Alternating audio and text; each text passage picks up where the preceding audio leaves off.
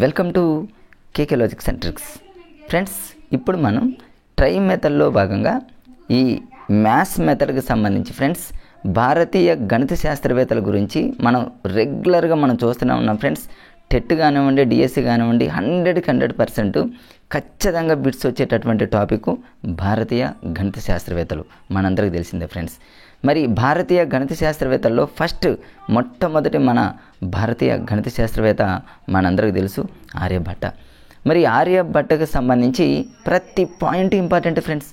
మీరు ఎన్ని ఎగ్జాములు చూడండి, టెట్ కానివ్వండి, డిఎస్సి కానివ్వండి, ఇటు ఆంధ్ర కానివ్వండి, అటు తెలంగాణ కానివ్వండి, 2 రాష్ట్రాలలో కూడా మీరు ఏ ఎగ్జామ్ చూసినా టెట్ కానివ్వండి, డిఎస్సి కానివ్వండి 100% బిట్స్ వస్తున్నటువంటి ఏరియా మరి మ్యాథ్స్ మెథడ్ అనగానే భారతీయ గణిత శాస్త్రవేత్తలు. మరి దీంట్లో ప్రతి పాయింట్ ఇంపార్టెంట్, కొన్ని ఎక్కడో ఒక్కొక్క పాయింట్ అంత ఇంపార్టెంట్ కాదులే, కానీ మ్యాక్సిమం అన్ని పాయింట్స్ ఇంపార్టెంటే. వాటన్నిటిని మనం ఇదే వీడియోలో చాలా లాజికల్గా లైన్ టు లైన్ మనం చూసేటటువంటి ప్రయత్నం చేద్దాం ఫ్రెండ్స్. గతంలో నా వీడియోలో చేసా ఫ్రెండ్స్, కాకపోతే కొన్ని మాత్రమే అక్కడ ఆ వీడియోలో ఉన్నాయి. బట్ ఈ వీడియోలో మాత్రం మ్యాక్సిమం అందరినీ ఫ్రెండ్స్, ఇటు డిఎడ్ సెకండ్ ఇయర్ అకాడమీ బుక్ని, అదేవిధంగా బిఎడ్కి సంబంధించిన బుక్ని, 2 బుక్స్ని ఫాలో అవుతూ నేను ఈ వీడియో చేశాను. ఎందుకంటే ఇదే వీడియో అనేది మరి ఎస్ఈటి వాళ్ళకి, స్కూల్ అసిస్టెంట్ వాళ్ళకి ఇద్దరికి యూజ్ అవ్వాలనేటటువంటి ఉద్దేశంతో మీరు ఈ వీడియోని చూడండి ఫ్రెండ్స్. మీకు సిలబస్ షీట్ మీ దగ్గర ఉంది. ఎవరిని ఎస్ఈటి వాళ్ళు ఏ గణిత శాస్త్రవేత్తను చదవాలి, స్కూల్ అసిస్టెంట్ వాళ్ళు ఎవరిని చదవాలి అనేది మరి మీ సిలబస్ షీట్ ఉంది కాబట్టి దాని ప్రకారంగా ఈ వీడియోని వింటూ లాజికల్గా గుర్తుపెట్టుకుంటూ మరి అలా ఫాలో అవ్వండి ఫ్రెండ్స్. ఫస్ట్ ఆర్యభట్ట అనగానే దీంట్లో ఈజీ ఫ్రెండ్స్, ఎట్లా ఈజీగానే గుర్తుపెట్టుకోవచ్చు. మరి నేను ఆ రోజుల్లో చదువుకునేటప్పుడు చాలా ఈజీగా ఎలా గుర్తుపెట్టుకున్నానంటే ఆర్యభట్టలో 6 అనే పదాన్ని గుర్తుపెట్టుకున్నాను ఫ్రెండ్స్, 6 అనే పదాన్ని. అంటే ఈ 6 అనే పదంతో మ్యాక్సిమం ఒక 5 to 6 బిట్స్ మనం లాజికల్గా గుర్తుపెట్టుకునే అదొక టెక్నిక్. రెండో లాజిక్ ఏంటంటే ఆర్యానంలోని ఆర్య మూవీ మనందరికీ తెలుసు కదా ఫ్రెండ్స్. ఆర్య అనేటటువంటి మూవీని గుర్తుపెట్టుకుంటే అదొక 2-3 బిట్లు మనం ఈజీగా క్యాచ్ చేయొచ్చు. మూడో లాజిక్ ఏంటంటే ఫ్రెండ్స్ బట్ట అంటే క్లాత్ అనమాట. మనం తెలుగులో బట్టలు అంటాం కదా ఫ్రెండ్స్, బట్టలు తొడుక్కునేటటువంటి బట్టలు, ఇంగ్లీష్లో క్లాత్ అంటాం కదా. ఈ బట్టల మీద క్లాత్ మీద ఒక లాజిక్గా గుర్తుపెట్టుకుంటే కేవలం 3 లాజిక్ ఫ్రెండ్స్, అంతే. ఆర్యభట్ట అనగానే 6 అనేటటువంటి ఒక లాజిక్, ఆర్య మూవీ అనేటటువంటి ఒక లాజిక్, అదేవిధంగా క్లాత్ బట్టలు అనేటటువంటి లాజిక్. ఈ 3 లాజిక్లు గుర్తుపెట్టుకుంటే ఈ ఆర్యభట్టకి సంబంధించి టోటల్ ఇన్ఫర్మేషన్ మన మైండ్లో అలా నిలిచిపోతుంది ఫ్రెండ్స్. చూద్దాం ఎలాను. ఫస్ట్ పాయింట్ మనకు చూడండి, ఈ ఆర్యభట్ట అనగానే మన భారతీయ గణిత శాస్త్రవేత్తలో ప్రథముడు అడిగాడు ఫ్రెండ్స్. గతంలో ఎలా అడిగాడంటే భారతీయ గణిత శాస్త్రవేత్తల్లో ప్రథముడు అని ఆర్యభట్ట, భాస్కరాచార్యుడు, శ్రీనివాస రామానుజన్, తర్వాత ఇంకా బ్రహ్మగుప్తుడు అని ఏదో ఒకటి ఇచ్చాడు అనుకోండి, కన్ఫ్యూజ్ అయ్యేటటువంటి ఛాన్స్, అంటే పైపైన చదివే వాళ్ళు కన్ఫ్యూజ్ అవుతారు. ఇక ఈ వీడియోలో లైన్ టు లైన్ మ్యాక్సిమం బిట్టుపోకుండా మన లాజిక్గా మనం చూసేటటువంటి ప్రయత్నం చేద్దాం ఫ్రెండ్స్. మరి మొట్టమొదటి ఆర్యభట్ట, దీన్ని ఎలా గుర్తుపెట్టుకుంటారంటే ఆర్యభట్టలో ఆర్యాలో ఆ అనే లెటర్ ఉంది కదా ఫ్రెండ్స్. మన తెలుగు అక్షరాలలో, తెలుగు వర్ణమాలలో ఆ అనేది మరి సరే స్టార్టింగ్ లెటర్ ఆని పక్కన పెడితే ఈ ఆ అనేది స్టార్టింగ్ లెటర్ లాగా మనం ఊహించినట్లయితే మొదటి లాగా గుర్తుపెట్టుకుంటే భారతీయ మొదటి గణిత శాస్త్రవేత్తలాగా గుర్తుపెట్టుకోండి ఫ్రెండ్స్. అలా ఈజీగా గుర్తుంటుంది అనేది నా ఒపీనియన్. తర్వాత ఈయన క్రీస్తు శకం 476 మార్చి 21న ఇది కూడా అడిగాడు ఎగ్జామ్లో. ఇది ఏమో అడగడేమో అనుకుంటాం కానీ బట్ మొట్టమొదటి భారతీయ గణిత శాస్త్రవేత్త కాబట్టి మనం కన్ఫ్యూజ్ అవుతామని ఎగ్జామినర్ ఇక్కడ కూడా ఫోకస్ చేస్తాడు. ఈ 476ని ఎలా గుర్తుపెట్టుకుంటారని చెప్పే కదా ఫ్రెండ్స్. ఆర్యాలో 6 అనే పదాన్ని గుర్తుపెట్టుకుంటే కనీసం మనం యూనిట్ డిజిట్లో ఉన్నటువంటి 6ని గుర్తుపెట్టుకున్నా ఈ 476 అనేది గుర్తుంటుంది. పాటలీపుత్రాన్ని కూడా ఈజీ గుర్తుపెట్టుకో. ఎలా అంటే ఆర్య మూవీ చూడండి, ఆర్య మూవీలో ప్రతి సాంగ్ హైలైటే కదా ఫ్రెండ్స్, ప్రతి పాట హైలైటే. అంటే పాటలు అనేటటువంటి పదంగా మనం లాజిక్గా గుర్తుపెట్టుకుంటే పాటలీపుత్రం అనే పదం గుర్తొస్తుంది. 476 క్రీస్తు శకం అనేటటువంటి.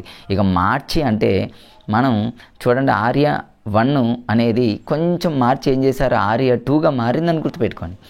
అంటే ఇప్పుడు సెకండ్ టైం ఆర్య 2 కూడా వచ్చింది కాబట్టి ఫ్రెండ్స్ దాన్ని కొంచెం మార్చి ఆర్య 2గా మార్చి ఏదో లాజికల్గా అలా గుర్తుపెట్టుకోవడానికి ఒక చిన్న టెక్నిక్లా మేమైతే అలానే గుర్తుపెట్టుకున్నాం ఫ్రెండ్స్. అలాగనే చదివాం. డైలీ టెస్ట్లలో ఇట్లా లాజికల్తో చదవటం వల్ల ఫటాఫటా మేము పెట్టగలిగాం, జాబ్ని ఈజీగా సాధించగలిగామంటే ఈ లాజికలు మాకు చాలా యూజ్ అయ్యాయి ఫ్రెండ్స్. తర్వాత ఇంకా కొన్ని ఉన్నాయి చూడండి ఫ్రెండ్స్. ప్రతిదాన్ని కూడా మనం ఏ ఇంపార్టెంట్ అనేదాన్ని మ్యాక్సిమం మనకు తెలుసు కాబట్టి వాటిని వదిలేటటువంటి ప్రసక్తి లేదు. లాజికల్గా మనం గుర్తుపెట్టుకునే ప్రయత్నం చేద్దాం ఫ్రెండ్స్. ఇక్కడ చూడండి, ఇంకా ఈయన రాసినటువంటి గ్రంథం ఆర్యభట్టీయం. ఇది ఎవరికైనా తెలుసు కాబట్టి పెద్ద కన్ఫ్యూజ్ లేదు. కానీ బుద్ధగుప్తుడిచే నలంద విశ్వవిద్యాలయ కులపతిగా ఆయనతో సన్మానించబడ్డాడనమాట. చాలా ఇంపార్టెంట్. ఈ ఆర్యభట్ట ఎవరి చేత సన్మాన కార్యక్రమం చేయబడ్డాడంటే బుద్ధగుప్తుడు. దీన్ని ఎలా గుర్తుపెట్టుకుంటారంటే, ఆర్య మూవీలో మీరు చూడండి, అల్లు అర్జున్ ఎలా ఉన్నాడంటే చాలా బుద్ధుల్లాగా, చాలా బుద్ధిమంతుల్లాగా ఉన్నాడు కదా, నటించాడు కదా, అలా గుర్తుపెట్టుకోండి ఫ్రెండ్స్. అంతే. అంటే ఆర్య భట్ట అనగానే ఆర్య మూవీలో మనం అల్లు అర్జున్ గుర్తుపెట్టుకుంటే, ఆ మూవీలో అల్లు అర్జున్ ఏమీ తెలియని అమాయకుల్లాగా, ఒక బుద్ధుల్లాగా, ఒక బుద్ధిమంతుల్లాగా ఉన్నాడన్నట్టు లాజిక్గా గుర్తుపెట్టుకుంటే ఫ్రెండ్స్ ఈ బుద్ధగుప్తుడు గుర్తొస్తుంది. పాటలీపుత్రం అంటే పాటలు గుర్తొస్తాయి. ఆర్యాలో 6 అనే పదాన్ని గుర్తుపెట్టుకుంటే మరి 476 అనే పదం గుర్తొస్తుంది. మార్చి అనే నెల గుర్తు రావాలంటే మార్చి ఆర్య 1 to ఆర్య 2గా మారిందని ఏముంది ఫ్రెండ్స్. ఏదైనా సరే మనకు అనుకూలంగా మన లాంగ్వేజ్లో మనం దాన్ని సెట్ చేసుకుంటే ఈజీ ఫ్రెండ్స్. తర్వాత ఇంకా చూద్దాం. మరి ఈ ఆర్యభట్ట రాసినటువంటి గ్రంథం ఆర్యభట్టీయం మనకు తెలుసు. ఈ ఆర్యభట్టీయం అనేటటువంటి గ్రంథంలో ఎన్ని శ్లోకాలు ఉన్నాయంటే 121 శ్లోకాలతో మరి ఏమైందంటే 4 పాదాలని తయారు చేయడం జరిగింది. 121 శ్లోకాలతో 4 పాదాలు ఫ్రెండ్స్. ఆ 4 పాదాలు 4 క్వాడ్రంట్స్ అంటారు. ఏంటి ఆ 4 పాదాలు అంటే గీగా కాగో. మేము ఆ రోజుల్లో ఏం చేసామంటే ఫ్రెండ్స్, ప్రతి దాన్ని కూడా ఇట్లా మనం ఈజీగా గుర్తుపెట్టుకోవచ్చు ఫ్రెండ్స్. ఇంకా కొంతమంది చూడండి ఫ్రెండ్స్, 121 కూడా గుర్తుపెట్టుకునేటటువంటి మరి వాళ్ళు చాలామంది ఉన్నారు. దీన్ని ఎలా 4 పాదాలను కూడా ఈజీగా గుర్తుపెట్టుకోవచ్చు ఫ్రెండ్స్. అంటే గీగా కాగో అని ఆ రోజుల్లో మేము చాట్ మీద రాసుకోవటం, ఏదైనా ఒక వాల్ కంటించి డైలీ అలా చూడటం వల్ల మాకు గీగా కాగో అనేటటువంటి ఒక లాజిక్. దీన్ని ఈ మధ్యకాలంలో ట్రెండ్ మారింది కాబట్టి ఒక అసెండింగ్ ఆర్డర్ కానివ్వండి, డిసెండింగ్ ఆర్డర్లో కానీ ఇచ్చినప్పుడు ఈ గీగా కాగో కాకుండా అక్కడ ఉన్నటువంటి శ్లోకాలను బట్టి మనం ఒక ఆర్డర్లో రాసుకోవాలి. దానికి ఒక లాజిక్ ఉంది, ఇప్పుడు మీకు చూపిస్తా ఫ్రెండ్స్ ఇదే వీడియోలో. మరి 121 ఎలా గుర్తుపెట్టుకోవాలండి? 121 ఎలా గుర్తుపెట్టుకుంటారండి ఫ్రెండ్స్? ఇక్కడ చూడండి, 121 అని కూడా చాలా లాజికల్గా ఎలా గుర్తుపెట్టుకోవచ్చు అంటే, ఆర్యభట్టీయంలో ఆర్యాలో ఏ అనే లెటర్ని తీసుకోండి, భట్టీయంలో బి అనే లెటర్ తీసుకుంటే జనరల్గా చూడండి ఫ్రెండ్స్, ఏ అంటేనేమో ఇంగ్లీష్ టెర్మినాలజీలో 1 అని, బి అంటేనేమో 2 కదా ఫ్రెండ్స్. జస్ట్ అట్లా హాస్యంగా 1 2 అగైన్ మళ్ళీ 1 వస్తే 121. ఈ 121 మూడింటిని మళ్ళీ ఈ 3 నంబర్స్ని యాడ్ చేస్తే 1 + 2 3, 3 + 1 4 అంటే మొత్తానికి 4 క్వాడ్రాంట్స్ అనేటటువంటి లాజిక్ వస్తుంది. 121 అనేది ఈజీగా కనీసం ఫ్రెండ్స్ ఇక్కడ 4 పాదాలు అనే పదం గుర్తొచ్చిన మొత్తం టోటల్గా ఎన్ని శ్లోకాలు అంటే 4 రావాలంటే 4 నెంబర్ రావాలంటే 1 to 1 అనమాట. ఏ అంటేనేమో 1, 2 అంటేనేమో భట్టీయంలో బి కాబట్టి ఇంగ్లీష్ టెర్మినాలజీలో ఉన్నటువంటి లెటర్స్ని ఓ నెంబర్స్గా తీసుకుని లాజిక్గా గుర్తుపెట్టుకోవచ్చు ఫ్రెండ్స్. 121 అదేవిధంగా 4. మరి వీటిని ఎలా లాజికల్గా గుర్తుపెట్టుకోవాలి ఏంటనేది చూద్దాం ఒక్కొక్క దాన్ని. ఫస్ట్ మొట్టమొదటి పాదం ఏంటంటే ఫ్రెండ్స్ మనకు తెలుసు గీతిక. దీన్ని మొట్టమొదటి పాదం ఫ్రెండ్స్ ఇక్కడ గీతికా పాదం. దీన్ని ఎలా గుర్తుపెట్టుకోవాలి? గీతికా పాదం అంటే ఏమీ లేదు ఫ్రెండ్స్, గీతాలని గుర్తుపెట్టుకోండి. ఆర్య మూవీ హిట్ కావడానికి కారణం సాంగ్స్ మెయిన్ ఫ్రెండ్స్ ఇక్కడ. అంటే ఫస్ట్ గీతాలే. మరి ఆర్య మూవీలో సాంగ్స్ ఎన్ని ఉన్నాయంటే, గీతాలు ఎన్ని ఉన్నాయంటే 6 కాదు ఫ్రెండ్స్, మనం 10 అని గుర్తుపెట్టుకోండి. 10 అనమాట. 10 సాంగ్స్ ఉన్నాయన్నట్టు ఊహించండి అంతే. ఇప్పుడు ఆర్య మూవీ అనగా 10 సాంగ్స్ ఉన్నాయి కాబట్టి 10 అనే పదాన్ని మనం జనరల్గా ఇంగ్లీష్ మ్యాథ్స్ టెర్మినాలజీలో దశ గీతికా సూత్రము, దశ అంటే 10 కదా ఫ్రెండ్స్. అట్లా అంటే రేపు దశగీతికా సూత్రం అనేటటువంటి పదాన్ని వాడి ఇది ఎవరికి సంబంధించింది అనేటటువంటి బిట్టుగా కూడా అడిగే అవకాశం ఉంటుంది ఆర్యభట్ట. అంటే ఇక్కడ టోటల్గా 10 సాంగ్స్ ఉన్నాయి కాబట్టి 10 సాంగ్స్ లేవు వాస్తవానికి ఫ్రెండ్స్. మనం ఒక 10 సాంగ్స్ ఉన్నాయి అనేటటువంటి ఆలోచన మన మైండ్లో ఇది జస్ట్ హాస్యంగా ఫ్రెండ్స్, ఒక కోడ్ లాగా అనమాట. అంటే గీతాలు అనేటటువంటిది ఫస్ట్ మనం గుర్తుపెట్టుకుంటే మొట్టమొదటి పాదం ఏంటంటే గీతికా పాదం. ఈ గీతికా అనగానే 10 గీతాలు 10 పాటలు కాబట్టి దశగీతికా సూత్రం. ఈ దశగీతికా సూత్రం అనేటటువంటి దాంట్లో జనరల్గా అందరికీ తెలిసిందే ఫ్రెండ్స్, ఇందులో ఏముంటాయి పరిభ్రమణం అని, భూభ్రమణం అని, గ్రహాలని, సూర్యుడని, చంద్రుడని, ఇవన్నీ జనరల్గా ఉంటే జనరల్ పాయింట్స్ కాబట్టి మీరు చదువుకుంటే సరిపోతుంది. నెక్స్ట్ రెండవ పాదం సెకండ్ క్వాడ్రంట్ ఏంటంటే ఫ్రెండ్స్ ఇక్కడ గణిత పాదం. గణితం ఫ్రెండ్స్ ఇక్కడ పిల్లలకి మ్యాథ్స్ చేయాలంటే వాళ్ళకి మరి మంచి మూడ్ ఉంటేనే వాళ్ళు మ్యాథ్స్ చేస్తారు కదా ఫ్రెండ్స్. మంచి ఇంట్రెస్ట్ ఉండాలి, మంచి మూడ్ ఉండాలి. అంటే మంచి మూడ్ ఉండాలంటే 3 అనే పదంగా వాళ్ళు లాజిక్గా గుర్తుపెట్టుకోండి. అంతే అడిగేటటువంటి అవకాశం ఉంది. మనం కొన్ని పైపైన చదువుతాం, ఇంపార్టెంట్ అన్నటువంటి వాటిని పర్ఫెక్ట్గా మనం లాజికల్గా గుర్తుపెట్టుకోవాల్సిందే ఫ్రెండ్స్. ఇక్కడ గణిత ఫస్ట్ది మరి ఇక్కడ సాంగ్స్ కాబట్టి గీతికా పాదం అని గుర్తుపెట్టుకో. ఎన్ని గీతాలు అన్నాడు అనుకోండి, 10 గీతాలు, 10 సాంగ్స్ లాగా 10 శ్లోకాలు, అదొక ఆర్డర్. తర్వాత రెండవది వచ్చేసి గణితం. గణితం అనగానే పిల్లవాడికి గణితం చేయాలంటే మంచి మూడ్ ఉండాలి. అలాంటి మూడు 2 టైమ్స్ అంటే 3 3 33 అనేటటువంటి శ్లోకాలతో ఉన్నది గణిత పాదం. ఇట్లా గుర్తు. గణితం అనగానే మనకు త్రికోణమితి, క్షేత్రగణితం, వర్గమూలాలు అంటే క్యూబ్స్ అని, స్క్వేర్స్ అని, ట్రిగనోమెట్రీ అని, మెన్సురేషన్ అని, సర్కిల్స్ అని, కోన్ అని, సర్కిల్ అని, ప్రోగ్రెషన్స్ అని, శ్రేణులు ఇవన్నీ ఉన్నాయి. ఇవన్నీ ఇట్లాంటివి జనరల్గా ఇస్తే మాత్రం జనరల్గా మనం గుర్తుపెట్టుకుంటాం. కానీ ఈ శ్లోకాలు ఒకటి గుర్తుపెట్టుకోండి ఫ్రెండ్స్. దీని ఆర్డర్ కూడా ఇంపార్టెంట్. ఇప్పుడు ఇక్కడ ఫస్ట్ది ఏంటంటే 10 శ్లోకాలు ఉన్నాయి. 10 శ్లోకాలు ఉన్నటువంటిది దశగీతిక సూత్రం అనేది దేనికి సంబంధించింది? గీతాలు, గీతిక. 3 ఉంటే అనగానే మనకు మ్యాథ్స్, గణితం అని గుర్తొస్తుంది, 33 ఇందులో. మరి మూడవది కాలపాదం. ఇక్కడ చూడండి ఫ్రెండ్స్, కాలపాదంలో ఎన్ని శ్లోకాలు ఉన్నాయంటే ఇక్కడ 25. ఒకవేళ రేపు ఎగ్జామ్లో ఆర్యభట్టకు సంబంధించిన 4 క్వాడ్రాంట్స్ 4 పాదాలని అవి ఉన్నటువంటి శ్లోకాల ఆధారంగా అసెండింగ్ ఆర్డర్లో కానీ డిసెండింగ్ ఆర్డర్ అంటే ఆరోహణ క్రమం కానీ అవరోహణ క్రమంలో కానీ అమర్చండి అని ఈ మధ్యకాలంలో ట్రెండ్ మొత్తం ఫ్రెండ్స్. ఇక్కడ చూడండి, ఏ ఎగ్జామ్ చూసినా ఒకప్పుడు గ్రూప్ 1, గ్రూప్ 2, గ్రూప్ 3 కానివ్వండి, గ్రూప్ 4 కానివ్వండి, అట్లాంటి మరి ఏపీపీఎస్సీ కానీ టీఎస్పీఎస్సీకి సంబంధించిన కాంపిటేటివ్ ఎగ్జామ్లో అట్లాంటి బిట్లు ఇచ్చేవాడు. కానీ ఇప్పుడు మన టెట్కి, డిఎస్సికి కూడా సేమ్ అదే ప్యాటర్న్ని ఫాలో అవుతున్నాడు ఫ్రెండ్స్. మీరు మన రీసెంట్గా జరిగిన ప్రతి ఎగ్జామ్లో చూసే ఉంటారు చాలా బిట్స్. నెక్స్ట్ మీకు జరిగేటటువంటి ప్రతి ఎగ్జామ్ కూడా నెక్స్ట్ రాబోయే టెట్ కానివ్వండి, డిఎస్సి కానివ్వండి, మరి ఆల్మోస్ట్ ఇదే ప్యాటర్న్లో ఉంటుంది. అసెండింగ్ ఆర్డర్, డిసెండింగ్ ఆర్డర్ అని రకరకాలుగా అయినటువంటి ఒకే బిట్లో 4-5 బిట్లను మిక్స్ చేస్తూ ఎట్లా పెడితే అట్లా ఇస్తున్నాడు. కాబట్టి మనం అలానే ఇప్పుడు ఈ శ్లోకాలకు అనుకూలంగా ఒక అసెండింగ్ ఆర్డర్లో అన్నాడు అనుకోండి, అప్పుడు మరి కాలపాదంలో 25 శ్లోకాలు ఉన్నాయి ఫ్రెండ్స్. అంటే మనం ఖచ్చితంగా ఒక ఆర్డర్ ఇవ్వమన్నాడు అనుకో. నేను ఇక్కడ రాసా చూడండి, గీతిక అంటేనేమో గీతాలు అంటేనేమో 10 గీతాలు ఉన్నాయి. కాల అనగానే కాలపాదంలో ఇప్పుడే ఇక్కడే నేను చెప్పే ఫ్రెండ్స్ 25. దీన్ని కూడా లాజికల్గా గుర్తుపెట్టుకోవచ్చు. 25 అంటేనేమో ఫ్రెండ్స్ మనం ఇక్కడ గీతిక అంటేనేమో ఫ్రెండ్స్ ఇక్కడ మొత్తం మీద 10 శ్లోకాలు ఉన్నాయి కాబట్టి దశ గీతిక సూత్రం అని అంటారు. అంటే 10 పాటల్లాగా 10 సాంగ్స్ లాగా. కాలము అనగానే 25 ఫ్రెండ్స్. 25 అన్నట్టు రాస్తారంటే 5 స్క్వేర్ కదా ఫ్రెండ్స్, 5 స్క్వేర్ అని రాస్తాం కదా, దాన్ని కాలం అన్నట్టు గుర్తుపెట్టు. ఏదైనా కాలం అనగానే ఒక టైం అనేది స్క్వేర్లలో ఉంటుంది, లాగా లాజికల్గా గుర్తుపెట్టుకోండి. ఒక 25 మనం గుర్తుపెట్టుకోవడానికి. ఇక గణితం అనగానే గణితం నేర్చుకోవాలంటే పిల్లవాడికి 3 ఉండాలి కాబట్టి 33. గోలపాదంలో 50 ఫ్రెండ్స్. అంటే ఒక 100 తీసుకుంటే ఒక 50 మెంబర్స్ పిల్లలు గోల్ చేస్తూనే ఉంటారు క్లాసులో. అట్లా అనమాట. ఒక 100 మంది పిల్లలు ఉన్నటువంటి క్లాసుల్లో ఓ 50 మంది సైలెంట్గా ఉన్న ఓ 50 మెంబర్స్ మాత్రం గోల్ చేస్తూనే ఉంటారని గుర్తుపెట్టి. ఇది ఒక ఆర్డర్ చూడండి ఫ్రెండ్స్. 10, 25, 33, 50 అంటే ఒక అసెండింగ్ ఆర్డర్. రేపు ఒక అసెండింగ్ ఆర్డర్ అన్నాడు అనుకోండి అంటే స్మాల్ టు బిగ్ అనమాట. ఒకవేళ డిసెండింగ్ ఆర్డర్ అన్నాడు అనుకోండి చివరి నుంచి రావాలంటే గోల, తర్వాత గణిత, తర్వాత కాల, తర్వాత గీతిక. ఈ విధంగా చదివేటటువంటి పరిస్థితి ఏర్పడింది కాబట్టి ఫ్రెండ్స్ ఇలా కూడా చదువుకోండి. విడివిడిగా శ్లోకాలు అడిగితేనేమో జస్ట్ గుర్తుంటుంది, కానీ దానికి మించి ఎగ్జామినర్ ఫాలో అవుతున్నాడు కాబట్టి ఎగ్జామినర్ కంటే ముందు మనం అడ్వాన్స్గా ప్రిపేర్ అయి ఉంటే మనం భయపడాల్సిన పని లేదు ఫ్రెండ్స్. అంతేగా కాలపాదం, తర్వాత గోలపాదం. ఇప్పుడే చెప్పే కదా ఫ్రెండ్స్, గోల చేయటం. గోలపాదం అంటే గోల చేస్తున్నారు.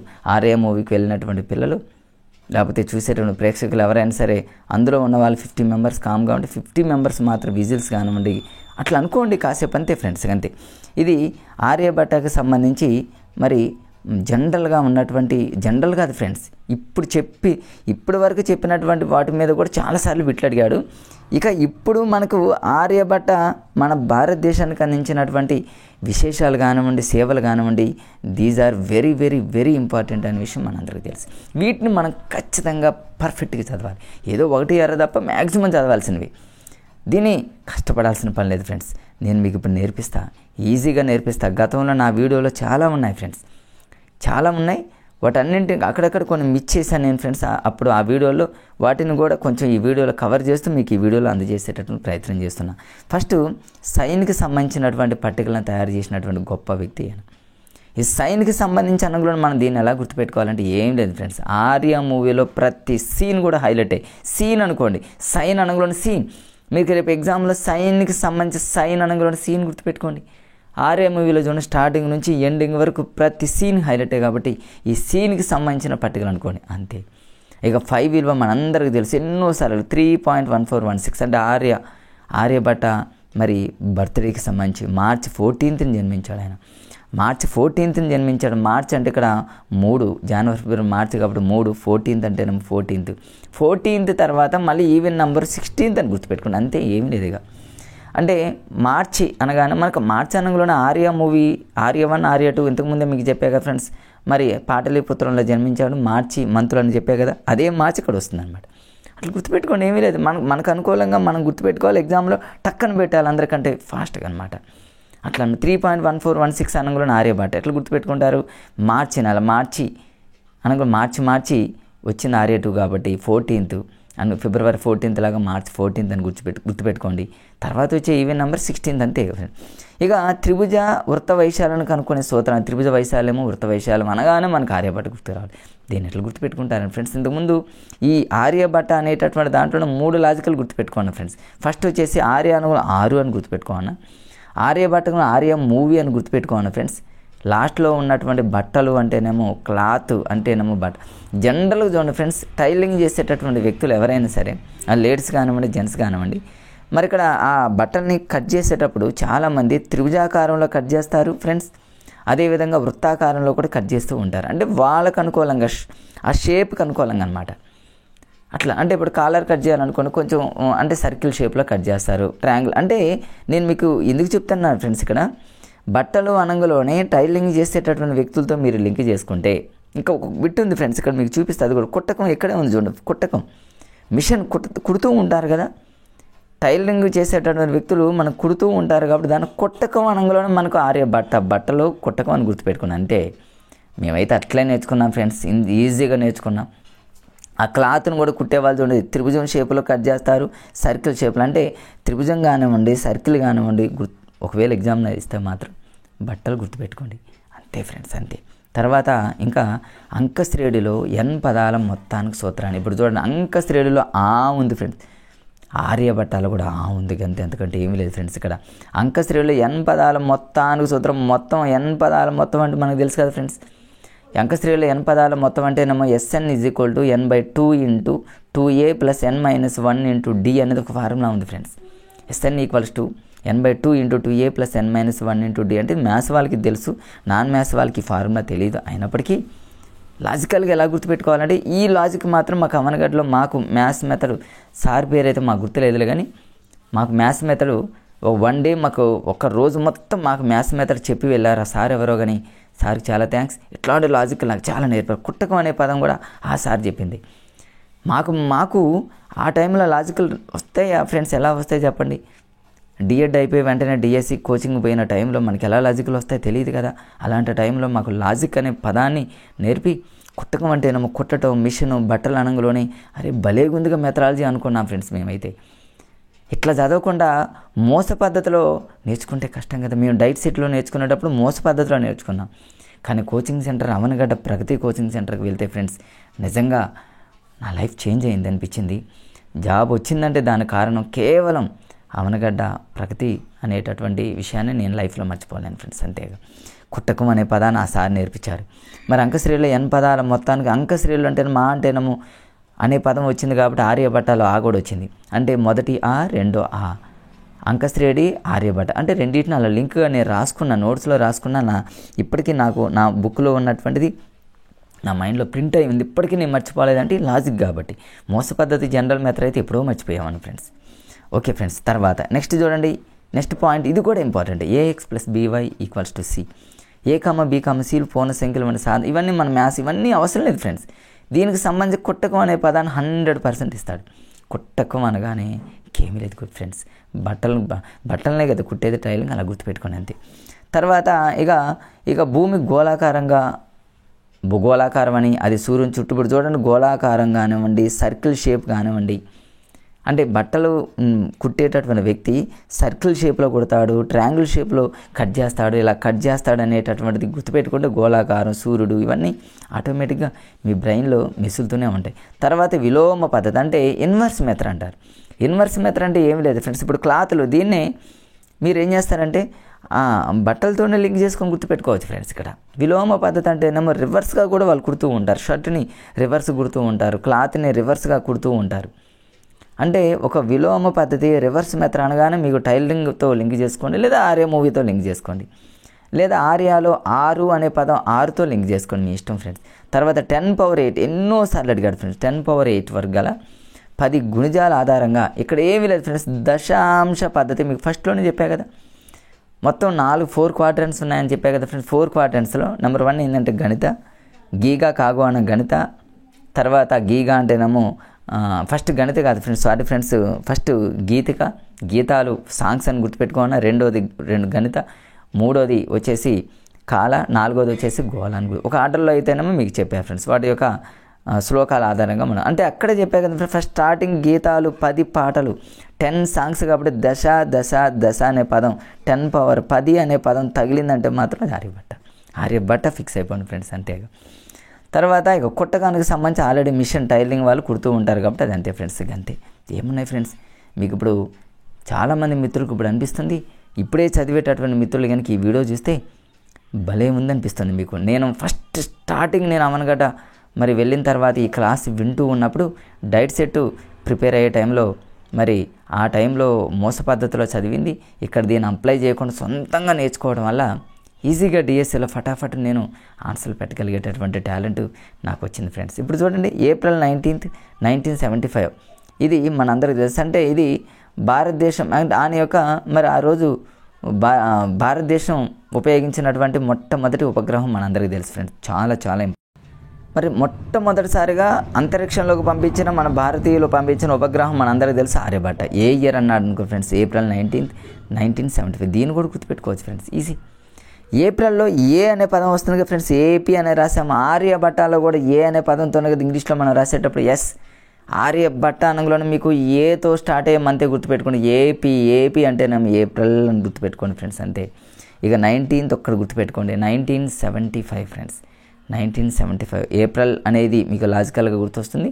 1975 గుర్తుపెట్టుకోండి. ఎక్కువగా ఎగ్జామ్లో 2-3 సార్లు డిఎస్సి టెట్లలో ఏపీలో ఎక్కువ సార్లు అడిగాడు ఫ్రెండ్స్. తెలంగాణలో కూడా 1 or 2 times అడిగాడు.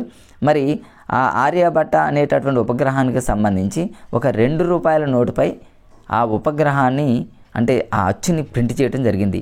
₹2, ₹5, ₹10 అని అడుగుతారు ఫ్రెండ్స్. చాలామంది కన్ఫ్యూజ్ అవుతారు. ₹2, ₹5, ₹10 ఏమో ₹100, మరి ₹2 మీద ప్రింట్ చేయడం ఏందని మనం అనుకుంటాం.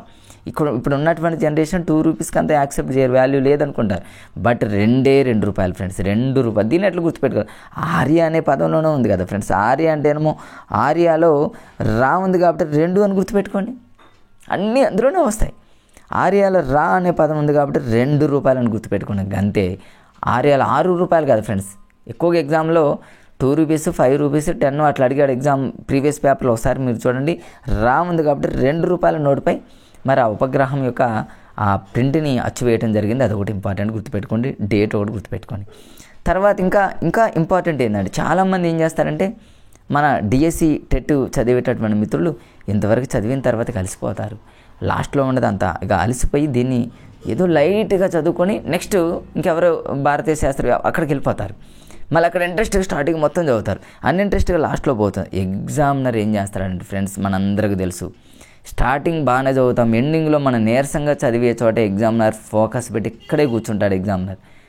సో ఇది ఎన్నోసార్లు అడిగిన బిట్టు. ఆర్యభట్ట జ్ఞాపకార్థం ఇండియన్ నేషనల్ సైన్స్ అకాడమీ వారు, ఇన్సా వాళ్ళు, INSA Indian national science academy వారు ఏం చేశారంటే November 2, 3, 4 ఫ్రెండ్స్, November 2, 3, 4 ఆర్యాల రా ఉంది కాబట్టి మళ్ళీ 2తోనే స్టార్ట్ చేసుకున్నారు. 2 నుంచి 3, 4 తేదీలలో ఈ 1975 తర్వాతనే ఇయర్ ఫ్రెండ్స్ 1976 లేదా NPE 1986 లాగా NPE 1976లో ఆర్యభట్ట ఏం చేసి ఆర్యభట్టకు సంబంధించి 1500 మరి ఒక 1500 జయంతి ఉత్సవాలను ఘనంగా నిర్వహించారనే విషయం అడుగుతున్నారు అన్నమాట ఇక్కడ.